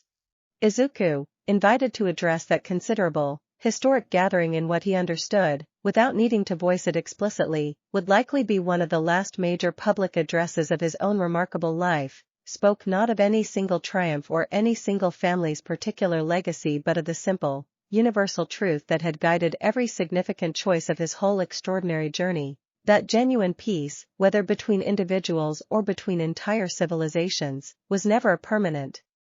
guaranteed state but a continuous, deliberate choice that every generation, every single day, needed to keep making anew, and that the whole remarkable alliance now gathered together in genuine celebration existed only because countless individuals, across countless years, had consistently chosen courage and trust over fear and suspicion. The gathered representatives received that address with a depth of respect and genuine emotion that reflected exactly how thoroughly Izuku's own quiet, principled wisdom had come to be regarded across the whole considerable span of the Alliance's diverse membership, and it was the keeper herself, addressing the gathering following Izuku's own remarks, who told the assembled crowd that she had, Across her own impossibly long career spanning countless worlds and countless civilizations, rarely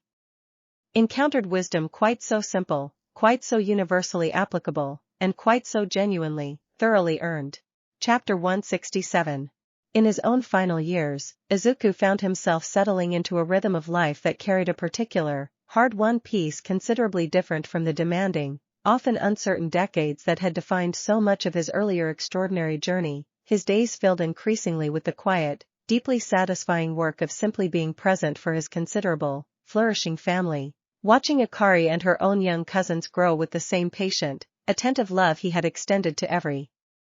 generation before them. He continued, even in those later, more peaceful years, his careful work compiling the family's honest historical record, adding to it not merely the dramatic triumphs and genuine costs of the family's remarkable public journey but also the quieter, more personal reflections of a man who had, across the whole considerable span of his extraordinary life, come to understand with settled, complete clarity exactly what had made every difficult year worthwhile, the family and the community and the love he had built, patiently and deliberately, one honest choice at a time. This, reflecting alongside him during one of their now deeply cherished quiet evening conversations, told Izuku that it had come, across the whole remarkable decades of their partnership, to understand the true and complete measure of everything its own ancient civilization's patient search across the stars had always been fundamentally seeking, not merely power wielded responsibly, and not merely a single worthy host, but a genuine, flourishing legacy of love capable of propagating itself. Generation after generation, family after family, world after world, indefinitely into whatever future still lay ahead. And Izuku, listening to that familiar, cherished reflection while the warmth of his whole remarkable, multi-generational family filled the rooms around him, found himself, as he so often did in these quiet, reflective later years, entirely and completely at peace with the whole extraordinary arc of the improbable journey that had carried him here, grateful beyond any words he could easily find for every single choice, difficult and joyful alike, that had brought a falling light and a lonely, quirkless boy together on an ordinary evening so very long ago, and that had grown, across the whole remarkable span of his life since, into precisely this, a family, a legacy, and a galaxy, genuinely and deservedly at peace. Chapter 168. There came, eventually, a particular evening when Izuku found himself alone on the familiar rooftop somewhat earlier than his usual custom, the rest of his considerable family gathered warmly in the rooms below, and it was in that quiet, solitary moment that he found himself thinking, with the same careful, honest reflection he had brought to every significant chapter of his remarkable life, of the very first night this whole extraordinary story had begun, a frightened, hopeful boy walking home from school along an ordinary street, never once imagining that the sky above him was about to change absolutely everything. He thought of every person whose courage and whose trust had shaped the whole remarkable arc of his life since that transformative night, his mother's steady, unwavering love through every difficult and uncertain year, All Might's patient mentorship that had taught him the true meaning of heroism, Ochako, and Momo's own freely chosen partnership that had built the foundation of everything that followed, Hana and Kenji's own remarkable growth into precisely the kind of protectors he had always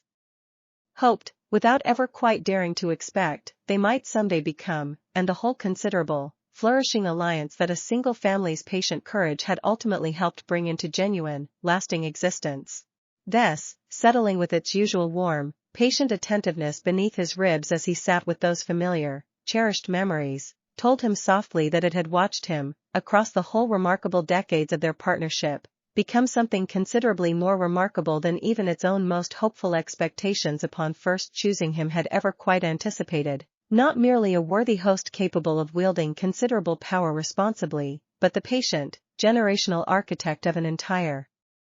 flourishing legacy of genuine love and protection that would continue, it said with a settled and complete certainty, carrying its own ancient civilization's oldest and most important mission forward for as long as the stars themselves continued to shine. Izuku smiled at that familiar, cherished reflection, and found himself, rising at last to rejoin the warm, gathered laughter of his whole remarkable family waiting for him in the rooms below, entirely and completely certain that whatever chapters still waited to be written in the long, ongoing story of his family and his world, they would carry forward, exactly as every single chapter before them always had, the same simple, enduring truth that had first brought a falling light to an ordinary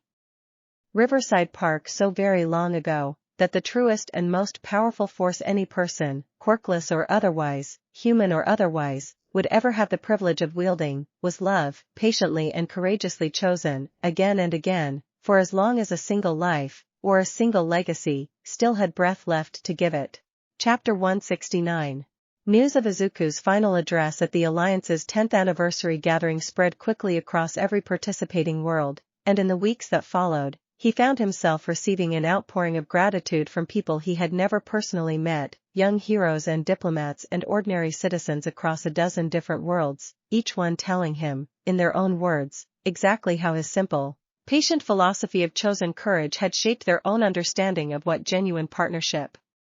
between peoples could someday become. He answered as many of those messages personally as his own gradually slowing pace allowed, finding in each careful, thoughtful reply the same quiet satisfaction that had defined so much of his later career's most meaningful work, and it was Hannah, helping him manage the considerable volume of correspondence during one particularly full afternoon, who told him that watching the reach of his simple, unassuming wisdom continue to expand so many years after his own most dramatic, headline-making years had passed reminded her powerfully of exactly why the family's legacy had always mattered considerably more for its quiet, enduring values than for any single dramatic triumph, a lesson she said she carried with her into every decision her own continued leadership now demanded. Izuku, considering his daughter's observation with the same grateful thoughtfulness he had brought to every meaningful reflection of his later years, told her that he had come, across the whole considerable span of his extraordinary life, to understand that this, precisely this, the quiet, patient work of helping other people believe in their own capacity for genuine courage, had always been, from that very first frightened night so many decades earlier, the truest and most important purpose his whole remarkable, improbable journey had ever actually served, a purpose he intended, for however many years his own remaining strength still allowed, to keep faithfully serving for as long as he possibly could. Chapter 170. The years that followed the Alliance's 10th anniversary gathering passed with a gentle, settled swiftness that Izuku found himself, in his own increasingly reflective later chapters, marveling at more with each passing season, Akari growing steadily from a curious, delighted toddler into a thoughtful, quietly determined young girl whose own early fascination with her family's remarkable history had already, by the time she reached her 7th birthday, begun expressing itself through the same careful, notebook-filling habit that had once defined her great-grandfather's own lonely, hopeful childhood. Izuku, discovering one of those careful, earnest notebooks tucked beneath his great-granddaughter's pillow during a quiet family visit, found himself experiencing a wave of tender, full-circle recognition considerably deeper than even his own previous encounters with that same beloved family habit had provided. Akari's careful, childish handwriting cataloging not the exploits of famous heroes but the quieter, gentler stories her own family told her, of falling lights and ancient partnerships, and the patient, generational work of choosing courage over fear. He spent that particular afternoon sitting with her on the floor of her bedroom, the two of them poring over her considerable collection of careful observations together, and told her, with the same honest, grounded warmth he had always tried to bring to every important conversation with the children in his life, that he had once filled notebooks exactly like hers with observations of other people's courage, back when he was a lonely, quirkless boy who had not yet discovered his own place in the world, and that watching her carry forward that same simple, hopeful habit meant more to him than she could likely yet understand. Akari, considering her great-grandfather's words with the same careful, thoughtful gravity that had already begun to define her young character, told him that she wanted, more than anything else she could presently imagine, to grow up to be exactly the kind of person her family's whole remarkable history had taught her to admire, and Izuku, holding that fierce, earnest declaration close in his heart, found himself understanding, with a settled and complete certainty, that whatever years he himself still had left to give, the legacy he had spent his whole extraordinary life building had already, genuinely and completely, taken firm and lasting root in the next waiting generation. Chapter 171. It was during Akari's 8th year that Izuku first began noticing, with the same careful, honest self-awareness he had always tried to bring to every aspect of his life, the gradual but unmistakable signs that his own considerable strength, sustained across so many remarkable decades by Vessa's ancient, patient partnership had finally begun its slow, natural decline, not through any injury or any external threat but through the simple, inevitable weight of a life that had, however remarkably, still been bound by the same fundamental limits that governed every mortal existence. Thus, sensing that gradual shift with the same intimate, careful attentiveness it had always brought to every aspect of Izuku's well-being, spoke to him about it directly one quiet evening, its voice carrying a gentleness that acknowledged, without any attempt at false reassurance, the genuine weight of what this particular change ultimately represented, telling him that it had watched this same slow, natural process unfold across countless prior hosts throughout its own impossibly long existence, and that it intended, exactly as it always had across every single year of their remarkable partnership, to remain fully and completely present at his side for however much time still remained ahead of them both. Izuku received that quiet, honest acknowledgement with the same settled, grateful peace that had come to define so much of his later years, telling Vess that he had long ago made his own careful, considered peace with the natural rhythm of a life well lived, and that he found himself, reflecting honestly on the whole remarkable arc of his extraordinary journey, genuinely and completely without regret, grateful beyond any words he could easily find for every single year their remarkable partnership had ultimately provided him. He raised the matter, in the careful, honest way he had always approached every significant family conversation, with Ochako and Momo both during a quiet evening not long after, and the three of them, drawing on the same deep, patient trust that had carried their whole remarkable shared life together across so many decades, talked long into that particular night about exactly how they wanted to spend whatever time remained, agreeing, with the same settled clarity that had guided every important choice of their whole extraordinary partnership, to treasure each remaining ordinary day with the same deliberate, grateful attention that had defined the very best of their whole remarkable life together. Chapter 172. The following months brought a careful, deliberate shift in the family's shared rhythm, Izuku gradually stepping back from even his more selective advisory responsibilities within the Alliance's continued operations, choosing instead to devote his remaining considerable energy toward the kind of quiet, deeply meaningful presence that mattered most to him, long unhurried afternoons with Hana and Kenji and their own families, patient teaching sessions with Akari whenever her own curiosity called for it, and countless quiet evenings on the familiar rooftop that had witnessed nearly every significant chapter of his whole extraordinary life. Hana, watching her father's gradual, graceful transition into this quieter, more intentional final chapter, found herself, during one particularly tender conversation, telling him that she had never once, across the whole considerable span of her own remarkable career, doubted that she had learned everything genuinely important about courage and leadership by watching him navigate his own life with such consistent, principled grace, and that whatever years still remained, she intended to spend as much of them as her own considerable responsibilities allowed simply being present alongside him. Kenji and Sora, bringing young Akari to visit with a regularity that Izuku found himself treasuring more deeply with each passing month, made a point of ensuring that whatever time remained included as many small, ordinary moments of genuine family togetherness as their own busy, meaningful lives could possibly accommodate, and it was during one such visit that Sora, watching Izuku patiently answer another of Akari's earnest, curious questions about the family's remarkable history, told Kenji quietly that she had never before fully understood, until watching this particular quiet scene unfold, exactly what made this family's legacy so genuinely and completely worth the considerable cost it had once demanded. All Might's own memory, still carefully preserved across the whole family's shared history, offered Izuku a particular, comforting model for exactly how he wanted this final chapter of his own remarkable life to unfold, and he found himself, reflecting often during those quiet, deliberate months, grateful for the same patient, dignified example his own beloved mentor had once provided him, a model of graceful transition that emphasized not any final dramatic gesture but the simple, considerable value of remaining genuinely present for exactly as long as one possibly could. Chapter 173. On a particular, unhurried spring afternoon roughly a year after that first quiet acknowledgement of his own gradual decline, Izuku found himself sitting with the whole of his considerable, multi-generational family gathered around him in the warm, familiar comfort of the same home that had witnessed so much of his family's remarkable, extraordinary story, and it was on that particular afternoon, surrounded by 4 generations of chosen family both human and warden alike, that he made a request.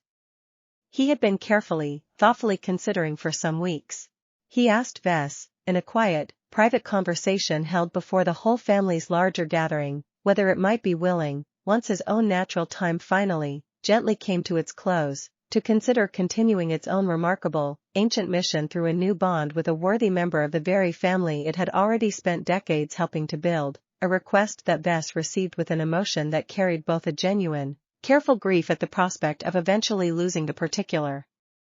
partnership that had defined so much of its own long existence, and a quiet, considerable hope at the thought of continuing its ancient civilization's oldest mission through exactly the kind of legacy Izuku himself had helped it discover. Vess told him, after careful and honest consideration, that it would indeed consider exactly such a continuation, though it insisted, with the same principled care that had always defined its approach to any bond, that whatever future host it eventually chose would need to be a genuinely willing, freely choosing participant rather than any inherited obligation, a condition Izuku received with the same settled agreement that had guided every important choice of his own remarkable partnership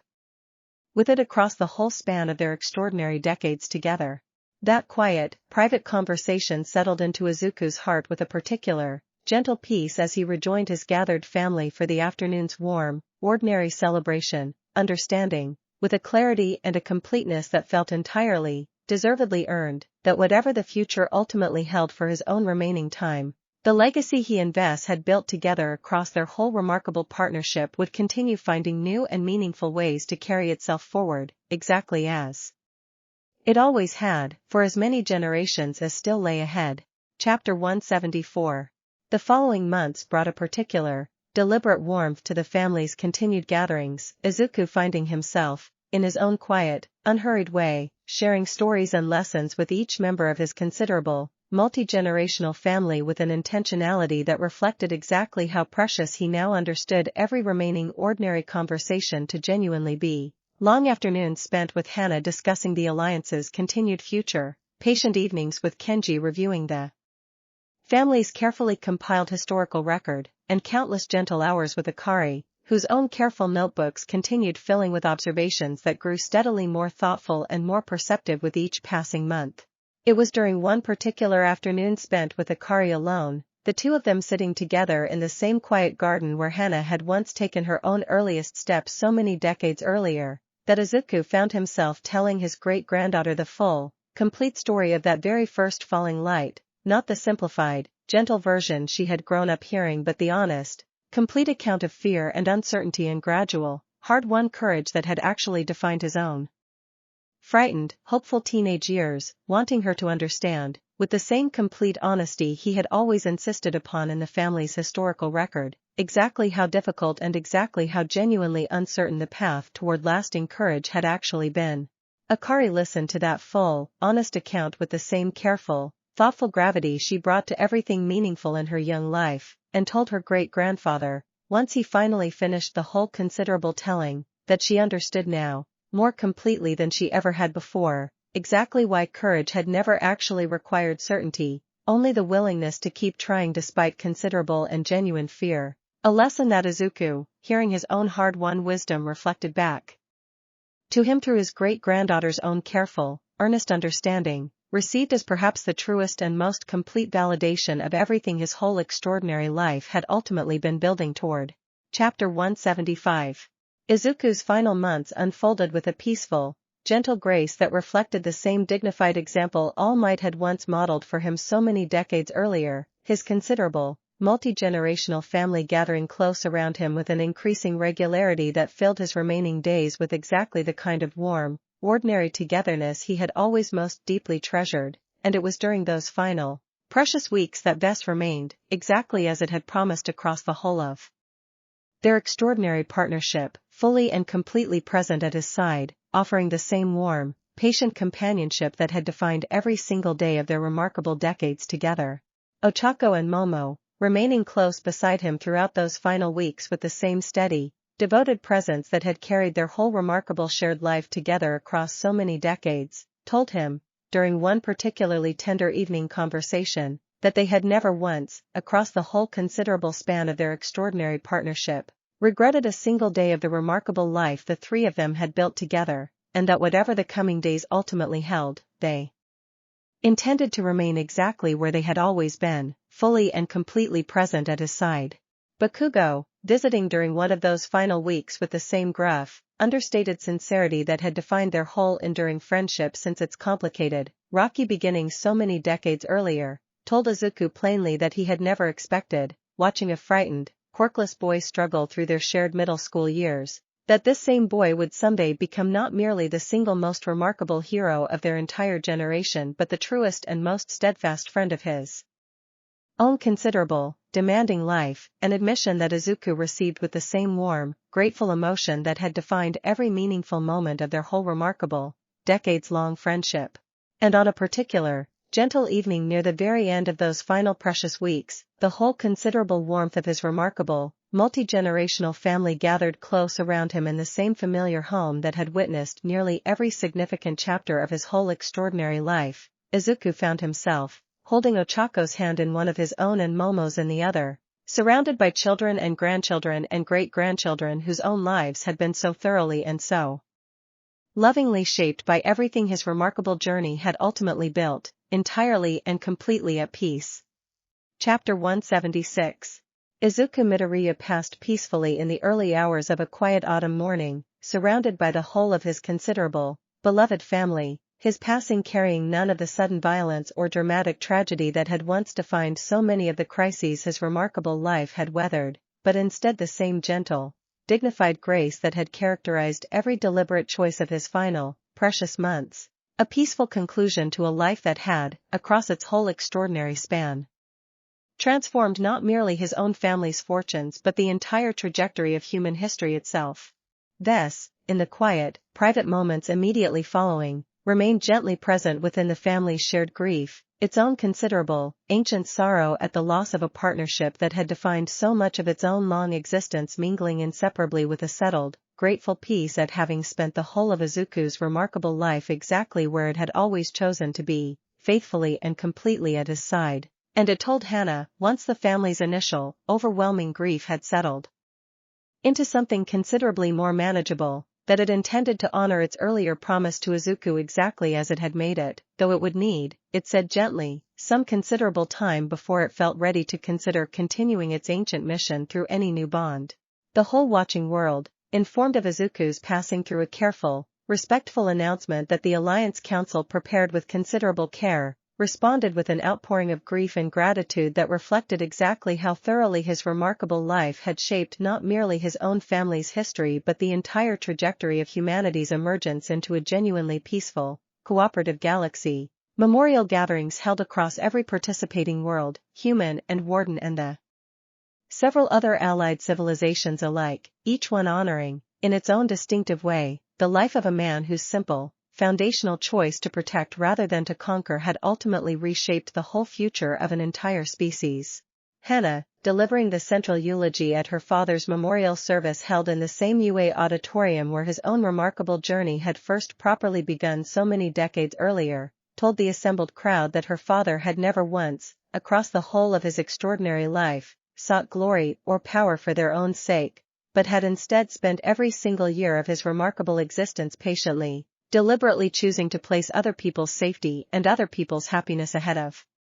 his own comfort, a choice, she said, that had rippled outward across generations and across an entire galaxy, transforming a lonely, quirkless boy's simple childhood dream into a legacy that would continue protecting and inspiring people, human and otherwise, for as long as the story of their world continued to be told. Chapter 177. The months following Izuku's passing brought the whole family through the same difficult, necessary work of grief that every genuine loss ultimately demands. Ochako and Momo, leaning on each other and on the whole considerable warmth of their found family, gradually finding their own way back toward the kind of settled, grateful peace that Izuku himself had always modeled so consistently across his whole remarkable life, and it was during that difficult but ultimately healing period that Hana found herself, reviewing her father's own carefully compiled historical record, discovering a final, private entry he had written not long before his passing, addressed specifically to whichever family member might someday read it. In that final entry, Izuku had written that he hoped his own eventual passing would be remembered not as any kind of ending but as simply the natural, final chapter of a single remarkable life within a considerably larger, ongoing story, a story that belonged now, and would continue belonging, to every single member of the family he had spent his whole extraordinary existence helping to build. And he had written, with the same honest, grounded wisdom that had defined every important reflection of his later years, that the truest way to honor whatever legacy he left behind was never through grief alone but through the continued, patient work of choosing courage and compassion, day after day, exactly as he himself had tried to do across the whole span of his remarkable life. Hana shared that final entry with the whole gathered family during a quiet evening some months after her father's passing, and it was Akari, listening to her great-grandfather's own carefully chosen final words with the same thoughtful gravity she brought to everything meaningful in her young life, who told the assembled family that she understood now, with a clarity that struck even the room's oldest members as remarkably mature for her young age, exactly what her own place within the family's whole remarkable, ongoing story needed to become. Chapter 178. It was nearly 2 full years after Izuku's passing that Vess, having spent that considerable time in a quiet, patient period of reflection that Hana and the whole family respected without ever once pressing, finally approached the family with a careful, thoughtful decision it had reached regarding its own ancient civilization's continued mission, telling Hana during a private conversation that it had, across its long period of careful reflection, come to recognize an Akari, now a thoughtful and increasingly capable young girl approaching the same age at which so many of her family's own remarkable journeys had first properly begun, exactly the kind of patient, protective character that its own ancient search across the stars had always been fundamentally seeking. Vess insisted, with the same principled care it had always brought to any potential bond, that the choice needed to remain entirely and completely Akari's own, freely made without any sense of inherited obligation or family pressure, and it was Akari herself, once the whole careful proposal had been gently, honestly explained to her by her grandmother Hana with the full weight of everything such a choice would genuinely mean, who told her family, with the same fierce, thoughtful determination that had defined her whole young life, that she wanted, more completely and more genuinely than she had ever wanted anything else in her young life, to accept the bonding itself, when it finally, carefully occurred some months later once the whole family had thoroughly discussed and prepared for the momentous transition, unfolded with a gentleness and a warmth considerably different from the sudden, frightening arrival that had once defined Izuku's own original bonding so many decades earlier, thus settling into its new partnership with young Akari with the same patient, careful tenderness it had always brought to protecting the family it had chosen to call its own, and Akari, feeling for the first time the warm, ancient presence that had shaped so much of her family's remarkable history, told her gathered, watching family that she felt, in that particular profound moment, more completely connected to her great-grandfather's whole remarkable legacy than she ever had before. Chapter 179. Akari's own careful, gradual training began in the months that followed, Hana and the whole family drawing on every lesson their own remarkable experience could offer to help guide this newest chapter of the family's extraordinary story, and it was Vess itself, settling into its new partnership with the same patient, careful wisdom accumulated across its whole decades-long relationship with Izuku, who told Akari during one of their earliest quiet conversations that it intended to honor her own great-grandfather's memory not by trying to recreate his exact path, but by helping her discover, exactly as it had once helped him discover, her own authentic and genuine way of carrying their shared family legacy forward. The whole family, gathering to witness Akari's own careful early training with the same warm, supportive attention that had once surrounded Izuku's own earliest, tentative steps, found themselves experiencing a particular, full-circle wonder that struck even the family's most senior members as a genuinely remarkable testament to exactly how far their whole extraordinary story had traveled, from a single lonely, quirkless boy discovering an ancient partnership on an ordinary evening so many decades earlier, to this, a whole considerable, multi-generational family watching their own youngest member begin writing an entirely new chapter of a legacy that showed no sign whatsoever of ever genuinely, permanently ending. Hana, watching her granddaughter's careful, determined early progress with the same fierce, settled pride that had once defined her own mother's watchful care during her own UA years, told the whole gathered family during one particularly meaningful evening that she felt, more completely than she ever had before, the full and genuine truth of something her father had always tried to teach her, that a family's truest legacy was never measured by any single remarkable individual's accomplishments, but by the patient, generational chain of genuine love and courage that continued, faithfully and completely, to pass itself forward from one willing heart to the next. Chapter 180. Years continued their steady, gentle passage across the family's considerable, ongoing story, Akari growing from a thoughtful, determined young girl into an equally thoughtful and considerably more capable young woman whose own careful, patient partnership with Vess had, by the time she reached her own UA entrance examination, developed into exactly the kind of genuine, trusting bond that had once defined her great-grandfather's own remarkable journey so many decades earlier, though shaped, as Vess had always insisted it would be, by her own distinctly authentic character rather than any attempt to simply recreate the path that had come before her. Her own UA entrance exam, held at the very same testing facility where her family's whole remarkable story had first properly begun generations earlier, unfolded with the same careful, protective instinct that had always defined her family's approach to genuine heroism, Akari choosing, in a moment that echoed her great-grandfather's own legendary choice so many decades before her, to prioritize a struggling fellow examinee's safety over her own considerable point total, a decision that the whole watching family, gathered to witness her exam's results some days later, received with a depth of pride and recognition that needed no further words to fully convey. Hannah, now well into her own considerably more senior, advisory years within the Alliance's continued leadership, found herself, watching her granddaughter carry the family's whole remarkable legacy into this newest chapter with such genuine, authentic grace, thinking often of her own father's careful, patient wisdom, and it was during Akari's own UA acceptance celebration, held with the same warm, joyful family tradition that had marked every previous generation's similar milestone, that Hannah found herself addressing the whole gathered family with words she understood, in that particular moment, carried the full weight of everything her father had ever hoped his own remarkable life might someday teach. Chapter 181.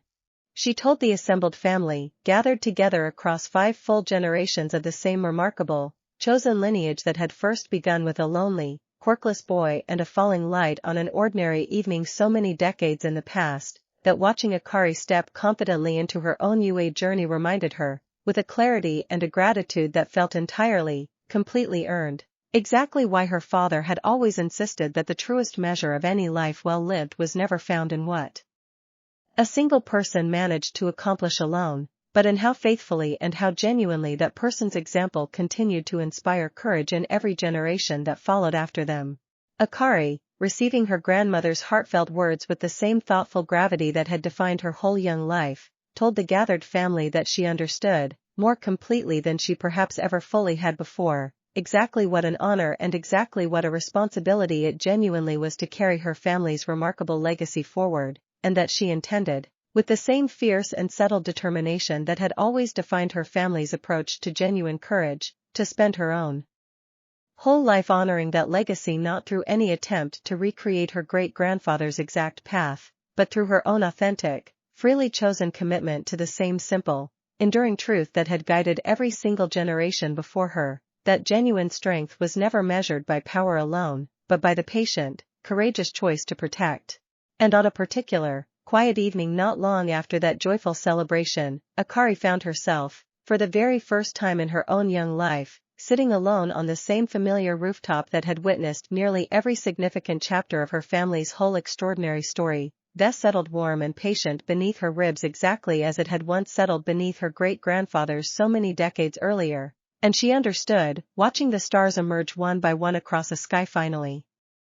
genuinely at peace, that whatever chapters she herself would go on to write across the whole remaining span of her own remarkable life, they would begin, exactly as every single chapter before them always had, with the same simple, enduring choice, to protect, to love, and to keep choosing, again and again, for as long as she possibly could. Chapter 182.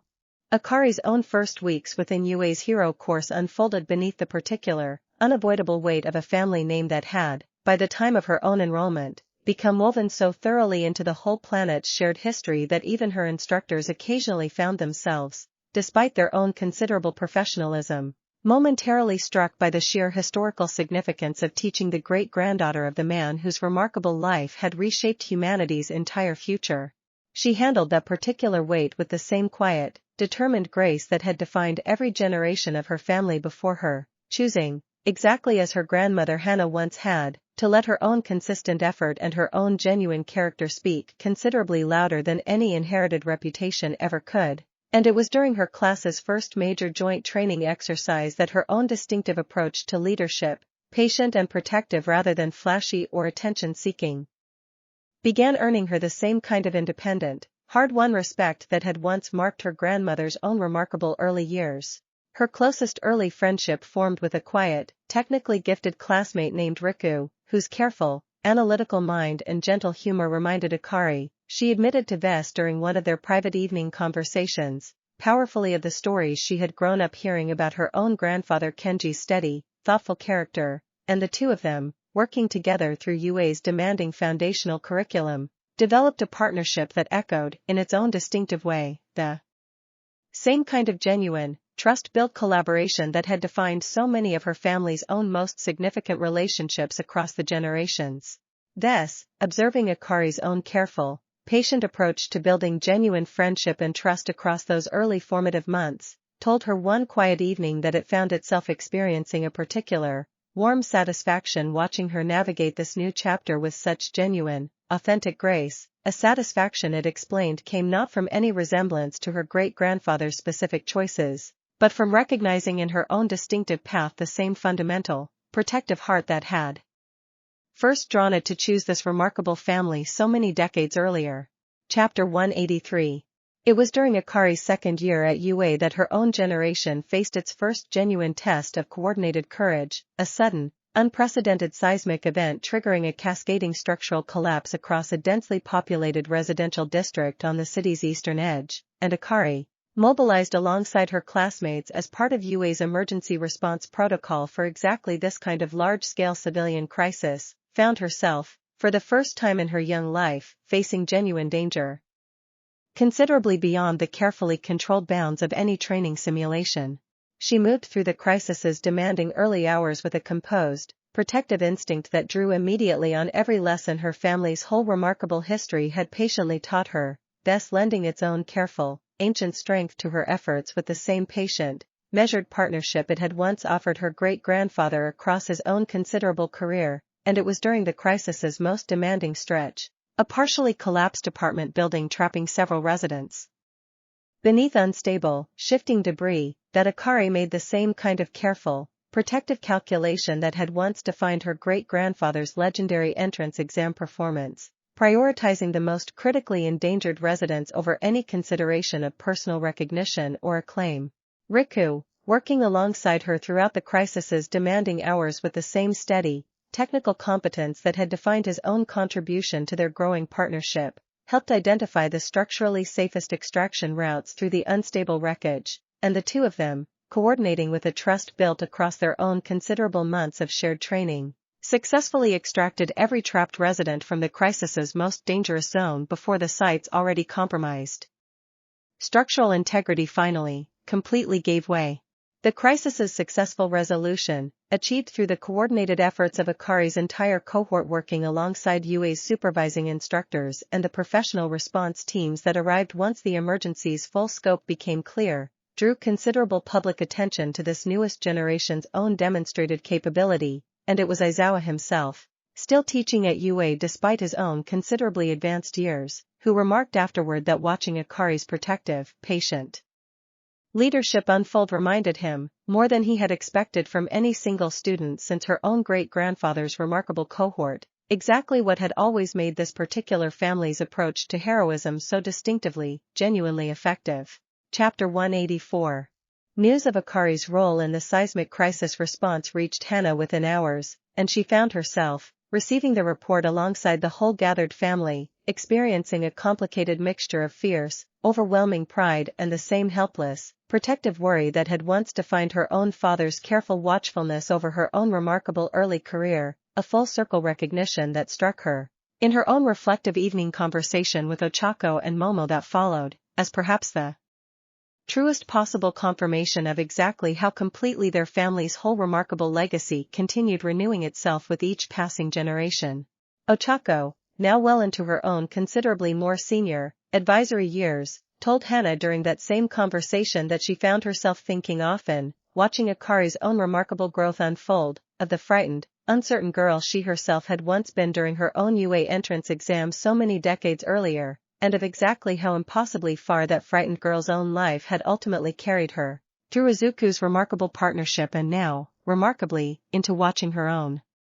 granddaughter carry that same hard-won legacy confidently into an entirely new generation's future. Momo, adding her own careful, thoughtful reflection to the conversation, noted that Akari's own distinctive approach to the crisis, patient and protective rather than seeking any dramatic, attention-drawing gesture, reflected exactly the kind of authentic, freely chosen heroism that Vess had always insisted mattered most, a validation, she said, of everything the whole family had worked so carefully to model across every single generation of their remarkable, continuing story. Chapter 185. Akari's remaining years at UA unfolded with the same steady, determined growth that had defined every generation of her family before her, her partnership with Vess deepening across those demanding years into exactly the kind of genuine, trusting bond that had once defined her great-grandfather's own remarkable journey, while her own distinctive character, patient and technically minded in ways that echoed her grandfather Kenji's careful intelligence as much as her great-grandmother Momo's methodical precision, continued distinguishing her own path as authentically and completely her own. Her friendship with Riku deepened steadily across those years as well, the two of them navigating UA's demanding curriculum and occasional genuine danger with the same coordinated trust that had first drawn them together during their earliest formative months, and it was during their own final year's licensing examination, held at the very same specialized testing facility where so many generations of Akari's family had once earned their own professional certifications, that the two of them, working together through the exam's most demanding coordinated rescue scenario, achieved results that drew genuine, considerable praise from an examining board well familiar with the exacting standards Akari's own family history had long since established. The whole considerable, multi-generational family gathered to celebrate Akari's own graduation with the same warm, joyful tradition that had marked every previous generation's similar milestone, Hana watching her granddaughter accept her diploma with a pride considerably deeper than words could easily capture, and it was during the graduation reception's warm, celebratory chaos that Akari found her grandmother for a quiet, private moment, telling her that she finally understood, with a completeness that felt entirely, deservedly earned, exactly what her great-grandfather had always meant when he spoke of courage as a choice renewed daily rather than any single dramatic accomplishment. Chapter 186. Akari's own professional career, launched in the months following her graduation with a placement she chose specifically for its focus on exactly the kind of patient, community-centered rescue work that had always defined her family's truest values, unfolded across the following years with a steady, principled growth that echoed, in its own distinctive and authentic way, the whole remarkable arc of every generation that had come before her, thus remaining, exactly as it had promised across the whole of its ancient, patient existence, fully and completely present at her side through every triumph and every genuine challenge her own remarkable path continued to present. She and Riku, whose own partnership had deepened steadily across their shared UA years into a quiet, genuine devotion neither of them ever felt any particular urgency to rush toward formal declaration, eventually chose, several years into their respective professional careers, to build their own life together with the same freely chosen, deliberate commitment that had defined every meaningful partnership across her family's whole remarkable history, a wedding celebrated, exactly as every significant family milestone before it had been, on the same beloved estate grounds and beneath the warm, gathered presence of a family that now spanned 6 full generations of chosen love and considerable, hard-won legacy. It was on a particular, quiet evening some years into that new chapter of her own remarkable life, Akari finding herself alone at last on the same familiar rooftop that had witnessed nearly every significant chapter of her family's whole extraordinary story, that she found herself, watching the stars emerge one by one across a sky finally, genuinely at peace, thinking of her great-grandfather's own careful, honest words, preserved faithfully within the family's considerable historical record. That the truest measure of any life well lived was never found in what a single person managed to accomplish alone, but in how faithfully and how genuinely that person's example continued inspiring courage in every generation that followed after them. And Akari, feeling Vessa's own warm, patient presence settled steady beneath her ribs exactly as it had once settled beneath her great-grandfather's so many remarkable decades earlier, understood, with a clarity and a settled certainty that felt entirely, completely her own, that whatever chapters still waited to be written across the whole remaining span of her own remarkable life, and whatever chapters still waited beyond that, carried forward by generations she herself had not yet even met.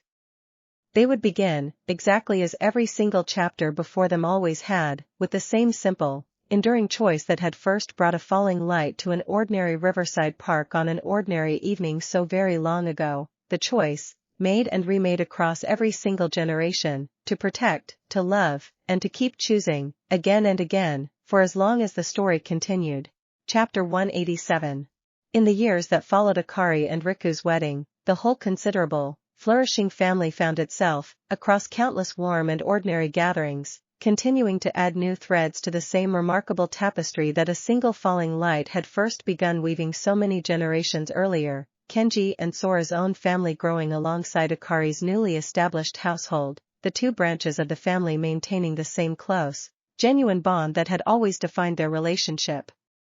Since Kenji's own remarkable expedition years, and it was during one particularly warm anniversary gathering that the whole family found themselves reflecting together on exactly how far their considerable, shared story had traveled since its own humble, uncertain beginnings. Hana, now well into her own graceful transition toward the same kind of advisory, mentorship-focused later years her father had once modeled so clearly for her, found herself devoting an increasing share of her own considerable remaining energy toward carefully documenting the alliance's continued history alongside the family's own personal historical record, insisting, exactly as her father always had, that whatever account future generations eventually inherited include an honest reckoning of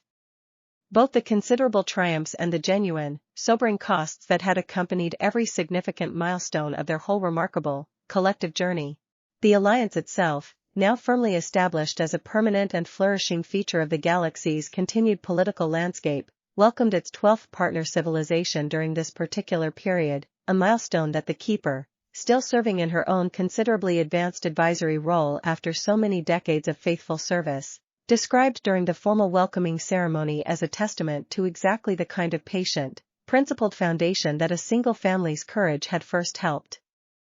establish so many generations earlier, a foundation that had proven, across every subsequent test and every subsequent expansion, remarkably and consistently durable. Bakugo's own considerable extended family, having grown and flourished alongside Izuku's across the accumulated decades in exactly the kind of close, genuine friendship that had once seemed so improbable during their own complicated, difficult childhood years, remained woven thoroughly into the whole family's continued story as well. And it was during that same anniversary gathering that Bakugo's own great-grandson, a thoughtful young man who had recently begun his own UA journey, found himself seated beside Akari trading stories about their respective families' intertwined history with the same easy, genuine warmth that had defined the whole considerable circle's relationship since its own complicated, rivalry-filled beginning so many generations before either of them had been born. Chapter 188. Riku, settling into his own respected career within the Alliance's continued technical research efforts, found particular fulfillment contributing to a long-term initiative aimed at further strengthening the defensive and diplomatic frameworks that had first been established in the wake of the Devourer's permanent defeat, work that he approached, Akari often remarked with quiet pride, with the same patient, methodical care that had first drawn her to him during their own earliest, formative years at UA together. Akari herself, continuing her own steady, principled career within the same community-focused rescue work she had chosen from her earliest professional days, found herself, across the accumulated years, gradually taking on additional mentorship responsibilities of her own, training newer generations of heroes with the same patient, protective wisdom that Vess had always modeled for her. And it was during one particularly meaningful mentoring session that a young trainee, working through her own uncertain doubts about whether her relatively modest quirk truly qualified her for genuine heroism, found in Akari's own careful, honest encouragement, the same kind of foundational reassurance that Izuku had once offered countless similarly uncertain young people across his own remarkable later career. This, reflecting on that particular mentoring session during one of its own quiet evening conversations with Akari, told her that watching her extend the same patient, foundational wisdom her great-grandfather had once offered so many uncertain young people across his own remarkable life confirmed, with a settled and complete certainty, exactly why it had trusted this particular family's whole remarkable legacy to continue carrying its own ancient civilization's oldest mission forward. Generation after generation, with an authenticity and a genuine warmth that no single individual's specific path could ever fully replicate, but that the whole family's shared, foundational values continued, faithfully and completely, to express in their own distinctive and equally worthy ways. Chapter 189. The family's considerable historical record, carefully maintained and steadily expanded across each successive generation exactly as Izuku had first insisted it always should be, grew across these years into something considerably more than a simple chronicle of dramatic events, becoming instead a genuine, living testament to the patient, generational work of choosing courage and compassion across a whole family's remarkable, ongoing existence, studied not merely by the family's own considerable descendants but by generations of heroes and diplomats across the whole flourishing alliance, each one finding within its honest, carefully preserved pages some fresh, meaningful lesson about exactly what genuine partnership and genuine courage ultimately required. It was during a particular anniversary marking exactly 1 century since that very first falling light had found a lonely, quirkless boy on an ordinary evening walk home from school, that the whole alliance, human and warden and every subsequent allied civilization alike, gathered together for a historic, galaxy-spanning celebration that honored not merely a single remarkable individual's legacy but the whole patient, generational chain of courage and love that single choice had ultimately set into motion, a celebration that Akari, now serving as one of the family's own senior representatives at the historic gathering, addressed with words that carried the full, accumulated weight of everything her whole remarkable family's extraordinary story had ever ultimately meant. She told the assembled, galaxy-spanning crowd that her great-grandfather had once written, in the same carefully preserved historical record she herself had grown up studying, that the truest and most powerful force any person would ever have the privilege of wielding was love, patiently and courageously chosen, again and again, for as long as a single life still had breath left to give it, and that standing here, 1 century later, surrounded by an entire alliance of worlds that had grown from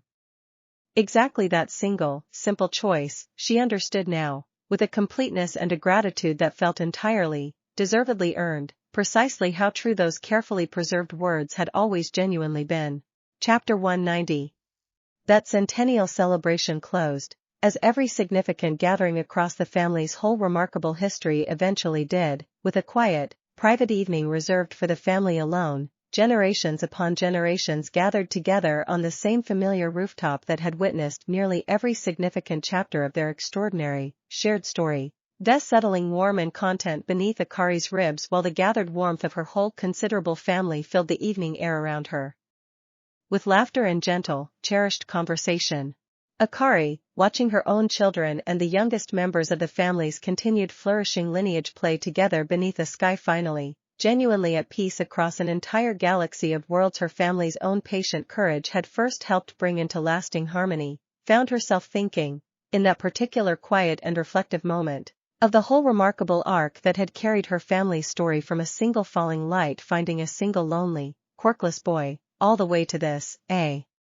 century of accumulated love and courage and patient, generational hope, still growing, still flourishing, still finding new and beautiful ways to express itself with every single passing year. This, sensing the depth of that particular reflection with the same warm, patient attentiveness it had always brought to every meaningful moment of its whole remarkable, century-spanning partnership with this family, told Akari softly that it had crossed an unfathomable distance through the cold, empty dark between stars searching, so very long ago, for a single worthy host, and that watching the legacy of that ancient, patient search continue to flourish and multiply across a full century of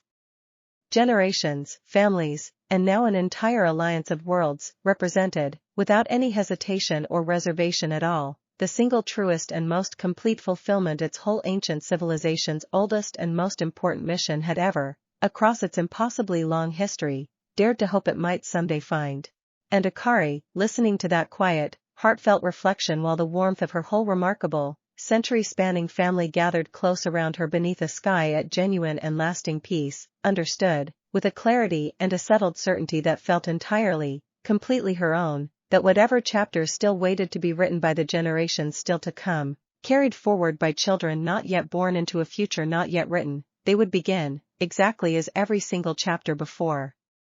them always had, with the same simple, enduring truth that had first brought a falling light to an ordinary riverside park on an ordinary evening so very long ago, that genuine strength was never measured by power alone, but by the patient, courageous, and endlessly renewed choice, made fresh in every single generation, to protect, to love, and to keep going. Chapter 191. In the decades that stretched between Akari's own graduation and the Alliance's historic centennial celebration, the whole family's considerable, flourishing story continued to unfold across countless smaller, no less meaningful chapters that Hana, in her own careful stewardship of the family's historical record, made certain never went unrecorded, the quiet triumphs of everyday heroism that had always, from Izuku's own earliest reflections onward, mattered every bit as much as the whole family's more dramatic, headline-making moments. There was the particular autumn when Akari and Riku's own eldest child, a thoughtful boy named Haru who had inherited his grandmother's same careful, protective instincts without ever once needing Vessa's own ancient partnership to express them, chose his own distinctive path toward becoming a community organizer specializing in disaster preparedness, telling his family during one warm holiday gathering that he had come to understand, watching his own mother's remarkable career unfold, that genuine heroism took countless different forms, and that his own particular calling toward patient, unglamorous preparation work mattered every bit as much as any dramatic rescue.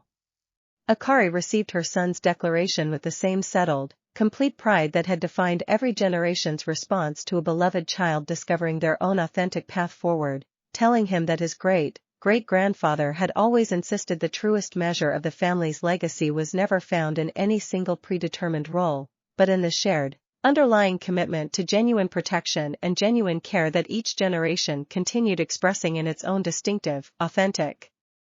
way. Thus, listening to that particular exchange with the same warm, patient attentiveness it had always brought to watching each new generation discover its own genuine calling, told Akari afterward that it found particular satisfaction in watching the family's legacy continue expressing itself through such wonderfully varied paths, a diversity of calling that it explained reflected, more completely than any single repeated pattern ever could, exactly the kind of genuine, freely chosen commitment to protection that its own ancient civilization's whole long search across the stars had always been fundamentally hoping to discover and nurture. Chapter 192. The Alliance's continued expansion across those same decades brought its own share of genuine challenges, smaller diplomatic crises and occasional, carefully managed misunderstandings between newly contacted civilizations still learning to trust each other's genuine good faith, and it was during one particularly delicate such episode, a territorial dispute between two of the Alliance's more recently welcomed member worlds that threatened to unravel years of carefully built cooperative trust, that Hana, drawing on the full accumulated wisdom of her own considerably long and distinguished career, found herself called upon once more to help broker exactly the kind of patient, principled resolution that had defined her whole remarkable leadership.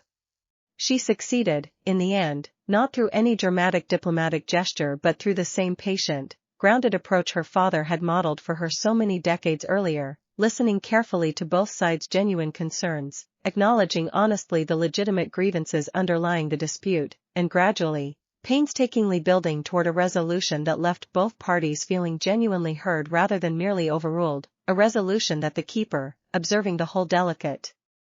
process with her own considerable, accumulated experience, described afterward as a masterclass in exactly the kind of patient diplomacy that had first drawn her own civilization to trust this remarkable family so completely, so many decades earlier. Akari, following her grandmother's careful handling of that particular crisis with genuine admiration, found herself, during a quiet conversation held not long afterward, telling Hana that she hoped, whenever her own turn eventually came to take on greater leadership responsibility within the Alliance's continued governance, She might carry forward even a fraction of the same patient wisdom her grandmother had spent her whole remarkable career so consistently demonstrating, a hope that Hana received with the same warm, settled confidence that had always defined her family's approach to trusting each new generation's own capability. Chapter 193. It was in Hana's own later years, her considerable, distinguished career gradually giving way to the same kind of graceful, advisory transition her father had once modeled so clearly for her, that she found herself devoting an increasing share of her own remaining energy toward the patient work of formally training her eventual successor within the Alliance's leadership structure, a role that fell, after careful and thorough consideration by the whole Alliance Council, to a promising young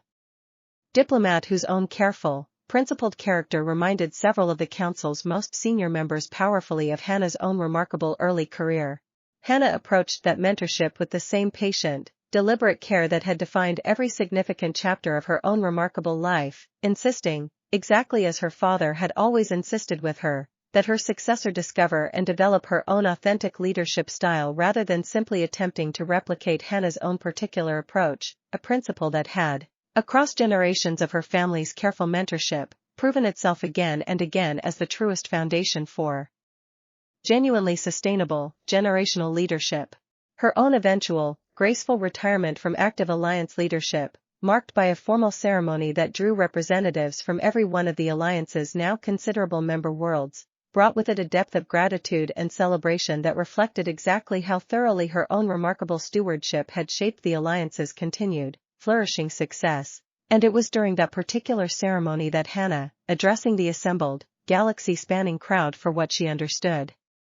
would likely be one of her final major public addresses, spoke of her own father's enduring wisdom with a depth of gratitude that moved even the ceremony's most senior, most experienced attendees. Chapter 194. In her own quieter, more reflective final years, Hana found herself settling into precisely the kind of peaceful, family-centered rhythm that her father had once modeled so gracefully for her, spending her considerable remaining time surrounded by the warmth of a family that now stretched across 6 full generations, watching Akari's own children begin building their own distinctive, authentic paths forward, and finding, in that patient, generational unfolding, the same settled and complete contentment that had defined her father's own final, treasured years. She continued, even in those later years, contributing her own careful reflections to the family's considerable historical record, adding to it not merely her own professional accomplishments but the quieter, more personal wisdom she had accumulated across a whole remarkable lifetime of leadership and love, telling her own gathered family during one particularly meaningful evening that she had come, across the whole considerable span of her extraordinary life, to understand with complete and settled clarity exactly what her father had always tried to teach her, that the truest legacy any person could ever hope to leave behind was never measured in titles or in triumphs, but in the depth and the genuine warmth of the love they managed to build and pass faithfully forward. And on a particular, gentle evening in her own final years, surrounded by the whole considerable warmth of her remarkable, flourishing family exactly as her own father had once been surrounded in his own final precious months, Hana found herself, watching her grandchildren and great-grandchildren gather close around her, entirely and completely at peace with the whole extraordinary arc of the improbable journey that had carried her from a frightened, hopeful girl pinned beneath rubble during her own father's very first great rescue, all the way to this, a life overflowing with more genuine love and purpose and hard-won generational joy than she could ever have imagined possible on that first, transformative day so many decades earlier. Chapter 195. Hana's own peaceful passing, arriving some years after that particular reflective evening with the same gentle, dignified grace that had characterized her father's own final chapter, brought the whole considerable family together once more in a shared grief that, exactly as it had following Izuku's own passing decades earlier, gradually gave way to a settled, grateful remembrance of a life that had, across its whole remarkable span, carried her family's extraordinary legacy faithfully forward into an entirely new generation's flourishing future. Akari, delivering her own grandmother's eulogy at a memorial service that drew mourners from across the whole considerable alliance her grandmother had spent her life so faithfully building, told the assembled crowd that Hana had taught her, more completely than any other single influence in her whole remarkable life, exactly what it meant to lead with both genuine strength and genuine humility, And that watching her grandmother navigate the whole arc of her extraordinary career, from a frightened girl once rescued during her own father's earliest heroic years to the respected, beloved architect of an entire galaxy's lasting peace, had shown her, more clearly than any other lesson her family's whole remarkable history had ever offered, exactly what a single life of patient, chosen courage could ultimately accomplish. The whole family, gathering in the familiar warmth of their shared home in the memorial's quiet aftermath, found themselves reflecting together on the particular, full-circle nature of watching their family's story continue its patient, generational unfolding, each passing brought with its own genuine grief, but each grief, in turn, gradually giving way to the same settled, grateful understanding that had defined the family's approach to loss since Izuku's own passing had first taught them how to grieve with both honesty and hope intact, a lesson that Akari, holding her own children close in the quiet days that followed, found herself passing forward with the same patient care that had always defined her family's approach to every genuine hardship life had ever asked of them. Chapter 196. The generations that followed continued that same patient, remarkable unfolding, each new chapter distinct and authentically its own, even as every single one continued carrying forward the same foundational values that had first defined the family's extraordinary story so many generations earlier, Haru's own children eventually choosing their own varied, distinctive paths exactly as every generation before them had, some drawn toward the same kind of direct heroism that had first defined the family's public reputation, others toward the quieter, equally vital work of diplomacy and community building that had come to matter every bit as much across the family's whole considerable, accumulated history. This, continuing its own remarkable, ancient partnership with Akari well into her own later years before eventually, gently beginning the same careful process of considering its future with a new generation exactly as it once had with Izuku, remained throughout all of it a steady, patient thread connecting each successive chapter of the family's extraordinary story, its own considerable, accumulated wisdom growing richer and more nuanced with each new host it came to know, while its fundamental guiding purpose, the patient search for genuine partners capable of channeling considerable power toward protection rather than conquest, remained exactly as constant and exactly as meaningful as it had been on that very first night it chose a lonely, quirkless boy on an ordinary evening so many generations earlier, a constancy that Akari, watching Vess prepare for that same gentle, careful transition once more, found herself treasuring as one of the truest and most comforting threads running through the whole of her family's remarkable, ongoing story. The alliance itself, now home to dozens of member civilizations spanning a considerable portion of the galaxy, continued its own patient, flourishing growth long after the family that had first helped establish it had passed its founding generation's direct leadership into the capable hands of successors drawn from across its whole diverse, considerable membership, a transition that the family, exactly as Izuku had always hoped, welcomed not as any loss of their own particular legacy but as the truest possible fulfillment of everything that legacy had always been fundamentally working toward, a genuinely shared, genuinely cooperative galaxy no longer dependent on any single family's continued stewardship to remain safe and at peace, precisely the outcome of falling light and a lonely, quirkless boy had first, however unknowingly, set into motion so very many generations before. Chapter 197. And so the story continued, exactly as it always had, carried forward not toward any final, definitive ending but toward the same patient, generational horizon that had defined its truest and most enduring nature from that very first falling light onward, each new chapter building faithfully upon everything that had come before it, written by hands not yet born into a future not yet imagined, united across all that considerable span of time by nothing more complicated and nothing more powerful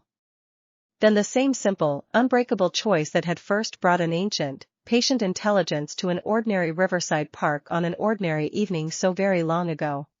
That choice, made and remade across every single generation since, to protect rather than to conquer, to trust rather than to fear, to love, patiently and courageously, again and again, for as long as a single life still had breath left to give it, remained, across every century and every galaxy-spanning triumph that followed, the truest and most enduring legacy any among that remarkable, extraordinary family had ever managed to leave behind, a legacy that needed no further chapter to prove its